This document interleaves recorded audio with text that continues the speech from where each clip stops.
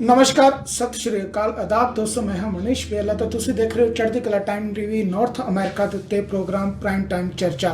ਸੋ ਅੱਜ ਦੇ ਇਸ ਪ੍ਰੋਗਰਾਮ ਦੇ ਵਿੱਚ ਜਿਸ ਤਰੀਕੇ ਨਾਲ ਅਸੀਂ ਕੱਲ ਤੁਹਾਡੇ ਨਾਲ ਵਾਅਦਾ ਕੀਤਾ ਸੀ ਕਿ ਅਸੀਂ ਕੋਸ਼ਿਸ਼ ਕਰਾਂਗੇ ਖਾਸ ਜਿਹੜੇ ਅੱਜ ਦੇ ਉੱਭਰਦੇ ਸਵਾਲ ਹੈਗੇ ਨੇ ਉਹਨਾਂ ਸਵਾਲਾਂ ਦਾ ਜਵਾਬ ਤੁਹਾਨੂੰ ਦਿੱਤਾ ਜਾਵੇ। ਸਭ ਤੋਂ ਪਹਿਲਾਂ ਅਸੀਂ ਗੱਲ ਕਰਾਂਗੇ ਪ੍ਰੈਜ਼ੀਡੈਂਟ ਡੋਨਲਡ ਟਰੰਪ ਦੇ ਵੱਲੋਂ ਜਿਹੜਾ ਐਗਜ਼ੀਕਿਊਟਿਵ ਆਰਡਰ ਪਾਸ ਕੀਤਾ ਗਿਆ ਹੈ ਉਸ ਦਾ ਅਸਰ ਕਿੰਨਾ ਲੋਕਾਂ ਦੇ ਉੱਤੇ ਪਵੇਗਾ ਅਤੇ ਉਸ ਲੋਕਾਂ ਦੇ ਗ੍ਰੀਨ ਕਾਰਡ ਜਿਹੜੇ ਨੇ ਉਹ ਦੂਰ ਜਾਣਗੇ। ਕਿਹੜੇ ਲੋਕ ਜਿਹੜੇ ਨੇ ਜਿਨ੍ਹਾਂ ਨੇ ਆਲਰੇਡੀ ਸੁਪਨੇ ਆਪਣੇ ਮਨਾਂ ਦੇ ਵਿੱਚ ਸਜਾਏ ਹੋਏ ਸਨ ਕਿ ਉਹ ਜਲਦ ਅਮਰੀਕਾ ਆਉਣਗੇ, ਪਰ ਇਸ ਐਗਜ਼ੀਕਿਊਟਿਵ ਆਰਡਰ ਦੇ ਨਾਲ ਕਿੰਨਾ ਲੋਕਾਂ ਦੇ ਕੇਸ ਜਿਹੜੇ ਨੇ ਉਹ ਅੱਜ ਡਿਲੇ ਹੋਣਗੇ, ਇਸ ਦੇ ਉੱਤੇ ਖਾਸ ਤੌਰ ਤੇ ਜਿਹੜੀ ਅਸੀਂ ਗੱਲ ਦੀ ਸ਼ੁਰੂਆਤ ਜਿਹੜੀ ਹੈ ਉਹ ਕਰਾਂਗੇ। ਅਤੇ ਇਹਨਾਂ ਸਵਾਲਾਂ ਦਾ ਜਵਾਬ ਦੇਣ ਲਈ ਅੱਜ ਸਾਡੇ ਨਾਲ ਐਕਸਪਰਟ ਹੈਗੇ ਨੇ ਮਿਸ ਦਿਸ਼ਾ ਚੰਦੀਰਮਾਨੀ, ਜਿਹੜੇ ਕਿ ਯੈਵੀਅਰ ਐਂਡ ਚੰਦੀਰਮਾਨੀ ਲਾਅ ਫਰਮ ਦੇ ਉੱਤੋਂ ਜਿਹੜਾ ਇੱਕ ਐਕਸਪਰਟ ਵਕੀਲ ਹੈਗੇ ਨੇ ਅਤੇ ਗੱਲ ਕਰ ਸਕਦੇ ਹਾਂ ਕਿ ਲੰਮੇ ਸਮੇਂ ਤੋਂ ਇਹਨਾਂ ਨੂੰ ਇਮੀਗ੍ਰੇਸ਼ਨ ਦੇ ਕੇਸਾਂ ਦੇ ਨੂੰ ਲੜਨ ਦਾ ਜਿਹੜਾ ਐਕਸਪੀਰੀਅੰਸ ਹੈਗਾ। ਤੇ ਅੱਜ ਦੇ ਖਾਸ ਤੌਰ ਤੇ ਇਸ ਸ਼ੋਅ ਦੇ ਵਿੱਚ ਅਸੀਂ ਐਗਜ਼ੀਕਿਊਟਿਵ ਆਰਡਰ ਕਿਸ ਤਰੀਕੇ ਨਾਲ ਆਪਣਾ ਅਸਰ ਦਿਖਾਵੇਗਾ, ਕਿਹੜੇ ਲੋਕ ਇਸ ਦੇ ਅਧੀਨ ਆਉਣਗੇ, ਉਸ ਦੇ ਉੱਤੇ ਖਾਸ ਤੌਰ ਤੇ ਜਿਹੜੀ ਅਸੀਂ ਗੱਲਬਾਤ ਕਰਾਂਗੇ। ਅਤੇ ਮਿਸ ਜੈਵੀਅਰ ਜਿਹੜੇ ਹੈਗੇ ਚੰਦੀਰਮਾਨੀ ਜਿਹੜੇ ਹੈਗੇ ਨੇ ਇਹ ਜ਼ਿਆਦਾ ਜਿਹੜਾ ਇਹ ਕਿਉਂਕਿ ਨਿਊਯਾਰਕ ਦੇ ਵਿੱਚ ਇਹਨਾਂ ਦੀ ਲਾਅ ਫਰਮ ਹੈਗੀ ਹੈ। ਅਸੀਂ ਕੋਸ਼ਿਸ਼ ਕਰਾਂਗੇ ਇੰਗਲਿਸ਼ ਦੇ ਵਿੱਚ ਬੈਟਰ ਜਿਹੜਾ ਇਹਨਾਂ ਦੇ ਜਿਹੜੇ ਇਮੀਗ੍ਰੇਸ਼ਨ ਦੇ ਲਾਜ਼ ਨੇ ਉਹਨਾਂ ਨੂੰ ਸਮਝਣ ਦੀ। So welcome to Chandiramani to this show. Nish, thank you so much for inviting me to the show tonight. I hope everybody's been safe. Thank you so much for your time. Okay. So the first one, executive order. The Donald Trump passed the executive order. He signed the executive order on Wednesday. There are a lot of confusion about that. Who will be affected with this executive order? So try to tell us the people who are living in the United States, they will be affected with this executive order, or the people who are applying the immigrant visa in outside the United States, they will be the major affected with this executive order. Yes, so just like everybody else, us immigration practitioners and advocates also have this question. So I just want to make clear that the executive order goes into effect today at 11:59 p.m. It largely affects those who are applying from outside of the United States. So the applications that it affects are for those applying for immigrant visas. And when I mean immigrant visas, I mean green cards through the consulate and the Department of State. The applications for people who are applying within the United States should not be affected by this. But Ms. Disha, I'm unable to understand actually the logic behind this executive order. One side that Donald Trump is saying I have to protect the jobs, and so that's reason I'm not going to issue any green card for the next 60 days. But other side he's saying okay, H1B and the temporary workers, they can come to the United States and they can do their routine jobs. What's the logic behind it? Yes, so his actual proclamation that he signed through executive order, it's suspending entry of immigrants who present a risk to the labor market. So his idea behind that is to not have jobs when the economy starts building back up be taken from U.S. citizens or American-born workers. However, there's many exemptions to this rule. So he is allowing those who are already lawful permanent residents, those people who can come in to work as health professionals, doctors, nurses, or in any other area to help fight the pandemic here in the United States, to enter as normal. So I think the underlying current of this is really just because of the upcoming election, and he's trying to fire up his base. And I really don't think anything that he has signed under this particular proclamation does anything to bolster the United States labor market. So I do think, although it's only in effect, technically what he has said is 60 days, there is going to be uh, a revision of this or some sort of extension of this when they review it at the 50-day mark. Okay. Disha, we received so many inquiries from the H1B who are already waiting for the long time to adjust their status in the United States. In first reply, you try to clear it. Okay, there will be no effect within the United States. So the application which are pending, they will go in the same time frame. But there are the people are totally in confused and they are thinking, okay, maybe because 60-day effect will be affect everything outside the United States, but little bit pressure will be also within the United States, and the application which are already being delayed, they will be go more and more delay on that. So it is true. So I think with respect to this particular executive order, we have to go by what it says, and what it's stating is that it's not going to affect applications within the United States. This particular order is supposed to only affect those applications and for those people who are currently outside of the United States and do not have an immigrant visa as of April 23rd, 2020. With that said, Okay. because of this pandemic and the overall effect that it's had on markets in general and processes in general, I think that immigration is going to slow down. So we are seeing a slower process in, accepting applications, reviewing them, and approving them. So I think that's just what people are feeling. If their applications and their approvals get delayed, I think that's just the natural course that this pandemic is having over the immigration process. Okay, so already due to the COVID-19, all the immigration offices are already closed. There is no much work is going on. So I don't think so. Okay, there will be more pressure, or we want to say okay, there will be few people who will be go to the court, because as we are thinking till August, the market will be not open and the full-fledged work will be not start till July end or August. If I'm right, there will be any group who will be moved to the court against this executive order, or did you heard anything as somebody is moving for?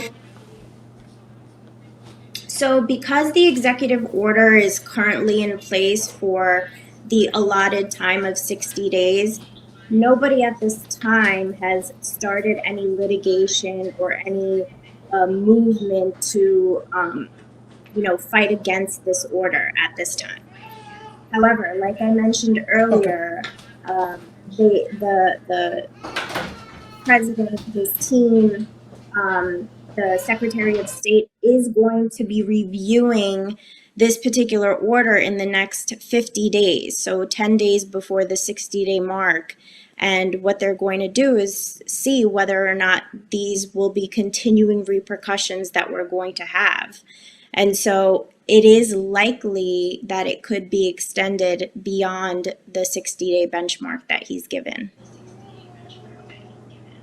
Okay, thank you so much, Disha, for your quick reply on that. I think that will be very helpful for our audience and they can understand. I will be trying my best to translate everything which you said right now. Thank you so much, and in future we will also take you in this show. Thank you so much.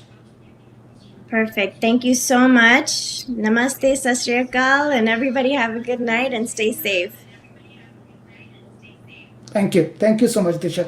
ਸੋ ਦੋਸਤੋ, ਜਿਸ ਤਰੀਕੇ ਨਾਲ ਅਸੀਂ ਦਿਸ਼ਾ ਚੰਦੀਰਮਾਨੀ ਨਾਲ ਗੱਲ ਕੀਤੀ ਸੀ, ਦਿਸ਼ਾ ਚੰਦੀਰਮਾਨੀ ਕੋਲ ਅਸੀਂ ਇਹ ਪੁੱਛਣ ਦੀ ਕੋਸ਼ਿਸ਼ ਕਰ ਰਹੇ ਸੀ ਕਿ ਜਿਹੜਾ ਐਗਜ਼ੀਕਿਊਟਿਵ ਆਰਡਰ ਹੈਗਾ ਇਹਦੀ ਪਰਿਭਾਸ਼ਾ ਕੀ ਹੈ, ਇਹਦਾ ਅਸਰ ਕੀ ਹੋਵੇਗਾ ਤੇ ਕਿਹੜੇ ਲੋਕ ਇਹਦੇ ਨਾਲ ਅਫੈਕਟ ਹੋਣਗੇ, ਕਿਉਂਕਿ ਸਭ ਤੋਂ ਜ਼ਿਆਦਾ ਲੋਕੀ ਸਵਾਲ ਜਿਹੜਾ ਸੀ ਇਸ ਦੇ ਉੱਤੇ ਕਰ ਰਹੇ ਸਨ। ਜਿਸ ਤਰੀਕੇ ਨਾਲ ਦਿਸ਼ਾ ਚੰਦੀਰਮਾਨੀ ਉਹਨਾਂ ਨੇ ਦੱਸਣ ਦੀ ਕੋਸ਼ਿਸ਼ ਕੀਤੀ ਹੈ कि ਇਹਦਾ ਸਭ ਤੋਂ ਜ਼ਿਆਦਾ ਜਿਹੜਾ ਅਸਰ ਹੈਗਾ ਉਹ ਅਮਰੀਕਾ ਤੋਂ ਬਾਹਰ ਜਿਹੜੀਆਂ ਐਪਲੀਕੇਸ਼ਨਾਂ ਪੈਂਦੀਆਂ ਨੇ, ਜਿਹੜੀਆਂ 'ਚ ਭੈਣ ਭਰਾਵਾਂ ਵਾਲੀਆਂ ਹੈਗੀਆਂ ਨੇ, ਹਸਬੈਂਡ ਵਾਈਫ ਵਾਲੇ ਜਿਹੜੇ ਪਟੀਸ਼ਨਸ ਕੇਸ ਹੁੰਦੇ ਨੇ, ਉਹ ਗ੍ਰੀਨ ਕਾਰਡ ਜਿਹੜੇ ਨੇ ਉਹਨਾਂ ਦੇ ਉੱਤੇ ਜਿਹੜਾ ਇਸ ਦਾ ਅਸਰ ਪਵੇਗਾ।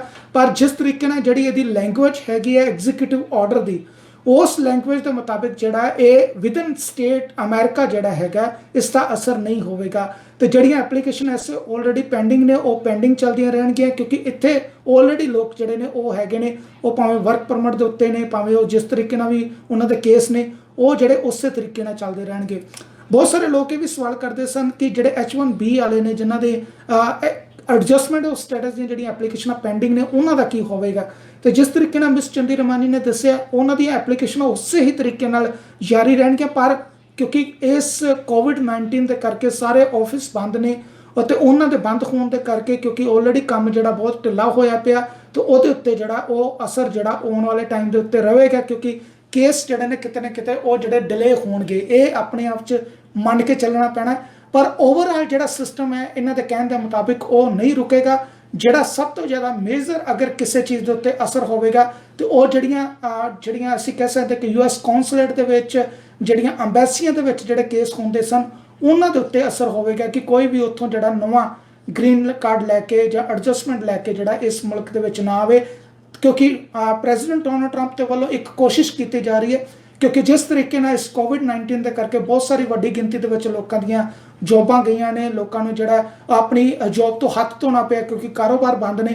ਉਹਨਾਂ ਦੀ ਪ੍ਰਾਇੋਰਟੀ ਇਸ ਵੇਲੇ ਇਹ ਹੈਗੀ ਹੈ ਕਿ ਸਭ ਤੋਂ ਪਹਿਲਾਂ ਜਿਹੜੇ ਇੱਥੇ ਅਮਰੀਕਾ ਦੇ ਵਿੱਚ ਲੋਕ ਹੈਗੇ ਨੇ, ਜਿਹੜੇ ਅਮਰੀਕਨਸ ਨੇ, ਉਹ ਸਭ ਤੋਂ ਪਹਿਲਾਂ ਆਪਣੀ ਜੋਬ ਹਾਸਲ ਕਰਨ, ਅਤੇ ਜੋਬ ਹਾਸਲ ਕਰਨ ਤੋਂ ਬਾਅਦ ਆਪਣੇ ਕਾਰੋਬਾਰ ਦੇ ਵਿੱਚ ਵਾਪਸ ਜਾਣ। ਤੇ ਉਸ ਤੋਂ ਬਾਅਦ ਅਗਰ ਹੋਰ ਜੋਬਾਂ ਨਿਕਲਦੀਆਂ ਨੇ ਤੇ ਉੱਤੇ ਜਿਹੜੇ ਵੀ ਨਵੇਂ ਇਸ ਕੰਟਰੀ ਦੇ ਵਿੱਚ ਆਉਂਦੇ ਨੇ, ਉਹ ਜਿਹੜੇ ਲੋਕ ਨੇ ਉਹ ਆਪਣੇ ਆ ਕੇ ਜੋਬ ਨੂੰ ਜਿਹੜਾ ਉਹ ਜੁਆਇਨ ਕਰਨ। ਉਹ ਇਹ ਨਹੀਂ ਚਾਹੁੰਦੇ ਕਿ ਅਗਰ ਸਾਰੇ ਪਾਸਿਓਂ ਲੋਕ ਇਸੇ ਤਰੀਕੇ ਨਾਲ ਆਉਂਦੇ ਰਹੇ ਤਾਂ ਜਿਹੜੇ ਇੱਥੇ ਲੋਕ ਹੈਗੇ ਨੇ ਉਹਨਾਂ ਨੂੰ ਸ਼ਾਇਦ ਜੋਬਾਂ ਦੀ ਜਿਹੜੀ ਉਹ ਘਾਟ ਹੋ ਸਕਦੀ ਹੈ, ਤੇ ਇੱਥੇ ਜਿਹੜੀ ਹੈ ਕਹਿ ਸਕਦੇ ਕਿ ਬਹੁਤ ਬੇਰੁਜ਼ਗਾਰੀ ਜਿਹੜੀ ਹੈ ਉਹ ਵੱਧ ਸਕਦੀ ਹੈ। ਸੋ ਆਪਣੇ ਵੱਲੋਂ ਪ੍ਰੈਜ਼ੀਡੈਂਟ ਡੋਨਾਲਡ ਟਰੰਪ ਦੇ ਵੱਲੋਂ ਜਿਹੜੇ ਸਟੈਪ ਲਏ ਗਏ ਸਨ ਉਹ ਤੁਹਾਡੇ ਸਾਹਮਣੇ ਅਸੀਂ ਜਿਹੜੇ ਨੇ ਉਹ ਜ਼ਰੂਰ ਰੱਖੇ ਨੇ। ਤੇ ਨਾਲ ਹੀ ਨਾਲ ਅੱਜ ਦੇ ਕਿਉਂਕਿ ਇਸ ਸ਼ੋਅ ਦੇ ਵਿੱਚ ਅਸੀਂ 2 ਟੌਪਿਕ ਜਿਹੜੇ ਨੇ ਉਹ ਖਾਸ ਤੌਰ ਤੇ ਜੋੜੇ ਸਨ। 2 ਟੌਪਿਕਾਂ ਦੇ ਵਿੱਚ ਅਸੀਂ ਕੋਸ਼ਿਸ਼ ਕਰ ਰਹੇ ਸੀ ਕਿ ਪਹਿਲਾਂ ਤਾਂ ਇਮੀਗ੍ਰੇਸ਼ਨ ਵਾਲਾ ਪਾਰਟ ਜਿਹੜਾ ਹੈਗਾ ਉਹ ਅਸੀਂ ਕਲੀਅਰ ਕਰਨ ਦੀ ਕੋਸ਼ਿਸ਼ ਕੀਤੀ ਹੈ। ਦੂਸਰੇ ਪਾਸੇ ਉਹ ਲੋਕ ਜਿਹੜੇ ਇਸ ਵੇਲੇ ਵੱਖ-ਵੱਖ ਮੁਲਕਾਂ ਦੇ ਵਿੱਚ ਫਸੇ ਹੋਏ ਨੇ, ਤੇ ਜੇ ਵੱਖ-ਵੱਖ ਮੁਲਕਾਂ ਦੇ ਵਿੱਚ ਫਸੇ ਹੋਏ ਨੇ ਤਾਂ ਉਹਨਾਂ ਦੀ ਪੂਰੀ ਕੋਸ਼ਿਸ਼ ਹੈ ਕਿ ਅਸੀਂ ਆਪਣੇ ਵਤਨ ਦੇ ਵਿੱਚ ਵਾਪਸ ਆਈਏ, ਅਮਰੀਕਾ ਦੇ ਵਿੱਚ ਵਾਪਸ ਆਈਏ, ਕੈਨੇਡਾ ਦੇ ਵਿੱਚ ਵਾਪਸ ਆਈਏ। ਤਾਂ ਉਹਨਾਂ ਦੇ ਬਹੁਤ ਸਾਰੇ ਸਵਾਲ ਨੇ, ਉਹਨਾਂ ਦੀਆਂ ਬਹੁਤ ਸਾਰੀ ਕੁਐਰੀਜ਼ ਹੈਗੀਆਂ ਨੇ। ਉਹਨਾਂ ਸਵਾਲਾਂ ਦੇ ਜਵਾਬ ਦੇਣ ਦੇ ਲਈ ਅਸੀਂ ਅੱਜ 2 ਐਕਸਪਰਟ ਜਿਹੜੇ ਨੇ ਉਹਨਾਂ ਹੋਰਨਾਂ ਨੂੰ ਵੀ ਇੱਥੇ ਬੁਲਾਇਆ ਹੋਇਆ, ਜਿਨ੍ਹਾਂ ਦੇ ਵਿੱਚ ਸਰਦਾਰ ਮੇਜਰ ਸਿੰਘ ਜੀ ਜਿਹੜੇ ਹੈਗੇ ਨੇ, ਇਹ ਫਰੀਮਾਉਂਟ ਕੈਲੀਫੋਰਨੀਆ ਤੋਂ ਸਾਨੂੰ ਜੁੜ ਰਹੇ ਨੇ। ਇਹ ਟਰੈਵਲ ਫੋਰ ਲੈਸ ਇਹਨਾਂ ਦੀ ਆਪਣੀ ਇੱਕ ਕੰਪਨੀ ਹੈਗੀ ਹੈ, ਜਿਹੜੇ ਕਿ ਟਰੈਵਲ ਟਿਕਟਾਂ ਜਿਹੜੀਆਂ ਉਹ ਸੈਲ ਕਰਦੇ ਨੇ, ਉਹਦੇ ਵਿੱਚ ਐਕਸਪਰਟ ਹੈਗੇ ਨੇ। ਖਾਸ ਤੌਰ ਤੇ ਇਹ ਸਾਨੂੰ ਕੈਲੀਫੋਰਨੀਆ ਤੋਂ ਜੁੜ ਰਹੇ ਨੇ। ਤੇ ਸਾਡੇ ਨਾਲ ਸਰਦਾਰ ਰਜਵੀਰ ਸਿੰਘ ਜੀ ਧਨੋਤਾ, ਇਹ ਵੀ ਖਾਸ ਤੌਰ ਤੇ ਜਿਹੜੇ ਨੇ ਇਹ ਵੀ ਟਰੈਵਲ ਦੇ ਇੰਡਸਟਰੀ ਦੇ ਵਿੱਚ ਐਕਸਪਰਟ ਹੈਗੇ ਨੇ। ਲੰਮੇ ਸਮੇਂ ਤੋਂ ਏਸ਼ੀਆਨਾ ਟਰੈਵਲਸ ਦੇ ਵਿੱਚ ਆਪਣੀਆਂ ਸੇਵਾਵਾਂ ਦੇ ਰਹੇ ਨੇ। ਇਹ ਵੀ ਅੱਜ ਖਾਸ ਤੌਰ ਤੇ ਸਾਨੂੰ ਸ਼ੋਅ ਦੇ ਵਿੱਚ ਜੁੜ ਰਹੇ ਨੇ ਤੇ ਆਪਣੇ ਵੱਲੋਂ ਜਿਹੜੀ ਇਸ ਵੇਲੇ ਲੋਕਾਂ ਦੀਆਂ ਕੁਐਰੀਜ਼ ਹੈਗੀਆਂ ਨੇ ਉਹਨਾਂ ਦੇ ਜਵਾਬ ਦੇਣ ਦੀ ਕੋਸ਼ਿਸ਼ ਕਰਨਗੇ। ਸਰਦਾਰ ਮੇਜਰ ਸਿੰਘ ਜੀ, ਸਰਦਾਰ ਰਣਵੀਰ ਸਿੰਘ ਧਨੋਤਾ ਜੀ, ਤੁਹਾਡਾ ਬਹੁਤ ਬਹੁਤ ਸਵਾਗਤ ਹੈ ਜੀ।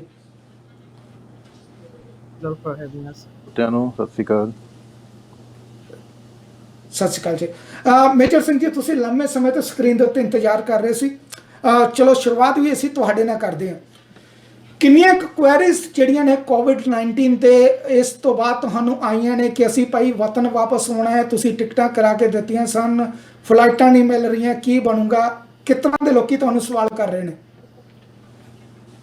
ਹਾਂਜੀ ਮਨੀਸ਼ ਜੀ, ਸਾਨੂੰ ਐਵਰੀ ਡੇ ਇੰਡੀਆ ਤੋਂ ਕਾਲ ਆਉਂਦੀ ਹੈ। ਲਾਈਕ ਸਟਿਲ ਮੇਰੇ ਹਿਸਾਬ ਨਾਲ ਸਾਡੇ ਆਫਿਸ ਤੇ ਹਜੇ 150 ਤੋਂ 200 ਪੈਸੇਂਜਰ ਸਟਿਲ ਹਜੇ ਪੰਜਾਬ ਵਿੱਚ ਸਪੈਸ਼ਲੀ ਸਟਕ ਹੈ। ਕਈ ਮੇਰੇ ਈਸਟ ਦੂਜੇ ਪਾਸੇ ਸਾਊਥ ਵੱਲ ਪੈਸੇਂਜਰ ਜਿਹੜੇ ਬੈਂਗਲੌਰ ਵਗੈਰਾ ਉੱਥੇ ਵੀ ਹਜੇ ਕਈ ਪੈਸੇਂਜਰ ਸਟਕ ਨੇ। ਸੋ ਐਵਰੀ ਡੇ ਕਾਲ ਕਰਕੇ ਪੁੱਛਦੇ ਕਦੋਂ ਫਲਾਈਟ ਸ਼ੁਰੂ ਹੋਣੀ, ਕਦੋਂ ਫਲਾਈਟ, ਐਂਡ ਜਦ ਤੱਕ ਕਰਫਿਊ ਐਕਸਟੈਂਡ ਹੁੰਦਾ ਜਾ ਰਿਹਾ। ਹੁਣ ਰਾਈਟ ਨਾਓ ਆਈ ਥਿੰਕ ਹੁਣ ਵੇਟ ਕਰਨੀ ਪੈਣੀ May 3rd ਤੱਕ। ਤੇ ਜੋ May 3rd ਦੀ ਤੁਸੀਂ ਗੱਲ ਕਰਦੇ ਹੋ ਕਿ May 3rd, ਪਰ ਉਹ ਲੋਕੀ ਆਪਣੇ ਆਪ 'ਚ ਬਹੁਤ ਸਾਰਿਆਂ ਨੂੰ ਇਹ ਹੈਗਾ ਕਿ ਅਸੀਂ ਆਪਣੇ ਕਾਰੋਬਾਰ ਨੂੰ ਜਾ ਕੇ ਵੇਖੀਏ, ਅਸੀਂ ਆਪਣੇ ਘਰ ਦੇ ਵਿੱਚ ਰਹੀਏ। ਮੈਂ ਵੀ ਹੋ ਸਕਦਾ ਕਿ ਇੱਥੋਂ ਆ ਕੇ ਸਾਨੂੰ ਕੁਝ ਜਿਹੜੀ ਹੈ ਸਰਕਾਰ ਦੀ ਮਾਲੀ ਸਹਾਇਤਾ ਉਹ ਵੀ ਮਿਲ ਜੇ। ਤੇ ਇਹਦੇ ਉੱਤੇ ਤੁਹਾਨੂੰ ਕੀ ਲੱਗਦਾ ਕਿ ਇਹ ਆਪਣੇ ਆਪ 'ਚ ਕਿਸ ਤਰੀਕੇ ਨਾਲ ਲੋਕਾਂ ਦੇ ਕਿਉਂ ਇੱਥੇ ਹੋਣਾ ਚਾਹੁੰਦੇ ਨੇ, ਕਿਉਂਕਿ ਇਸ ਤਰੀਕੇ ਦੇ ਹਾਲਾਤਾਂ ਦੇ ਵਿੱਚ ਜਦੋਂ ਦੁਨੀਆ ਕਹਿ ਰਹੀ ਹੈ ਕਿ ਆਪਣੇ ਘਰਾਂ ਦੇ ਉੱਤੋਂ ਬਾਹਰ ਨਾ ਨਿਕਲੋ, ਕਿਉਂਕਿ ਜਿਹੜੇ ਇੱਥੋਂ NRIs ਗਏ ਨੇ, ਪੰਜਾਬ ਦੇ ਵਿੱਚ ਗਏ ਨੇ, ਬੰਗਲੌਰ 'ਚ ਗਏ ਨੇ, ਆਪਣੇ ਪਰਿਵਾਰਾਂ ਦੇ ਵਿੱਚ ਜਾ ਕੇ ਬੈਠੇ ਹੋਏ ਨੇ, ਤੁਹਾਨੂੰ ਕੀ ਲੱਗਦਾ ਕਿ ਜਦੋਂ ਆਪਣੇ ਜਜ਼ਬਾਤ ਤੁਹਾਡੇ ਨਾਲ ਸਾਂਝੇ ਕਰਦੇ ਨੇ, ਗੱਲ ਕਰਦੇ ਨੇ, ਕੀ ਉਹਨਾਂ ਨੂੰ ਖਿੱਚ ਹੈਗੀ ਹੈ ਕਿ ਉਹ ਮਿੰਟੋ ਮਿੰਟ ਜਿਹੜਾ ਹੈ ਉਹ ਇਸ ਵਤਨ ਦੇ ਵਿੱਚ ਵਾਪਸ ਆਉਣਾ ਚਾਹੁੰਦੇ ਨੇ? ਹਾਂਜੀ ਮਨੀਸ਼ ਜੀ, ਜ਼ਰੂਰ। ਸੋ ਡੈਫੀਨਿਟਲੀ ਉਹ ਵਾਪਸ 100% ਆਉਣਾ ਚਾਹੁੰਦੇ ਨੇ, ਬਹੁਤ ਟਰਾਈ ਕਰ ਰਹੇ ਨੇ।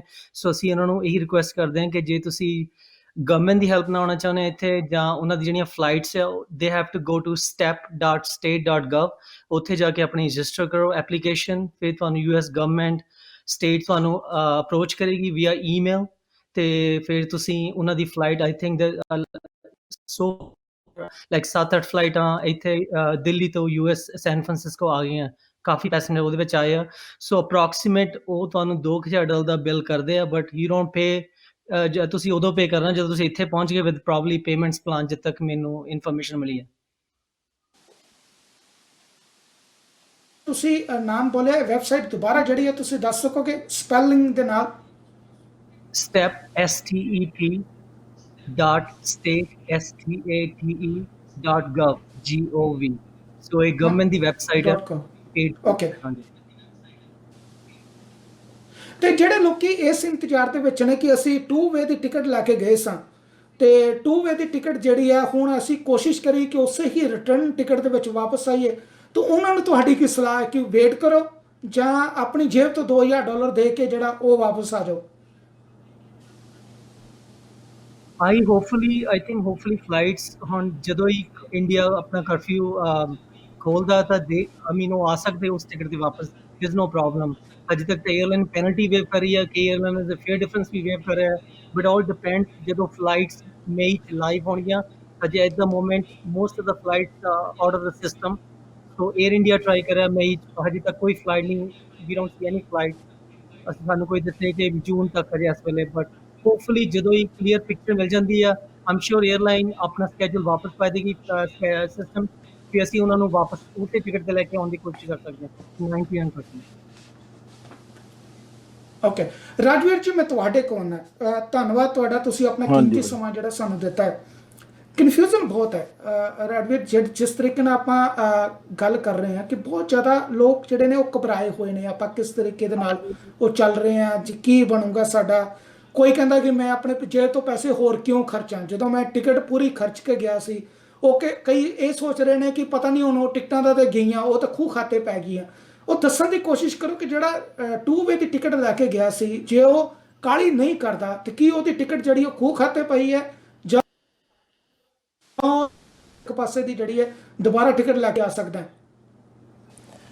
ਨਹੀਂ, ਇਸ ਟਾਈਮ ਤੇ ਸਾਰੀ 에ਅਰਲਾਈਨਸ ਨੇ ਹਿਦਾਇਤ ਦਿੱਤੀ ਹੈ ਕਿ ਉਹ ਫ੍ਰੀ ਆਫ ਕਾਸਟ ਚੇਂਜ ਕਰ ਰਹੇ ਨੇ, ਪਰ ਫਿਲਹਾਲ ਇਹਦੇ ਵਿੱਚ ਇਹ ਪ੍ਰੋਬਲਮ ਆ ਰਹੀ ਆ ਕਿ ਫਲਾਈਟਸ ਇਸ ਵੇਲੇ ਸਾਰੀਆਂ ਸਕੈਜੂਲ ਦੇ ਮੁਤਾਬਿਕ ਕੋਈ ਵੀ ਫਲਾਈਟ ਆਪਰੇਟ ਨਹੀਂ ਕਰ ਰਹੀ ਹੈ, ਕਿਉਂਕਿ COVID-19 ਕਰਕੇ ਮੋਸਟ ਕੰਟਰੀਜ਼ ਦੀ ਸਾਰੀ 에ਅਰਲਾਈਨਸ ਜਿਹੜੀਆਂ ਨੇ ਉਹਨਾਂ ਨੇ ਆਊਟ ਆਫ ਦਾ ਸਿਸਟਮ ਕਰਤੀਆਂ ਨੇ ਮਈ ਦੇ ਵਿੱਚ ਵੀ।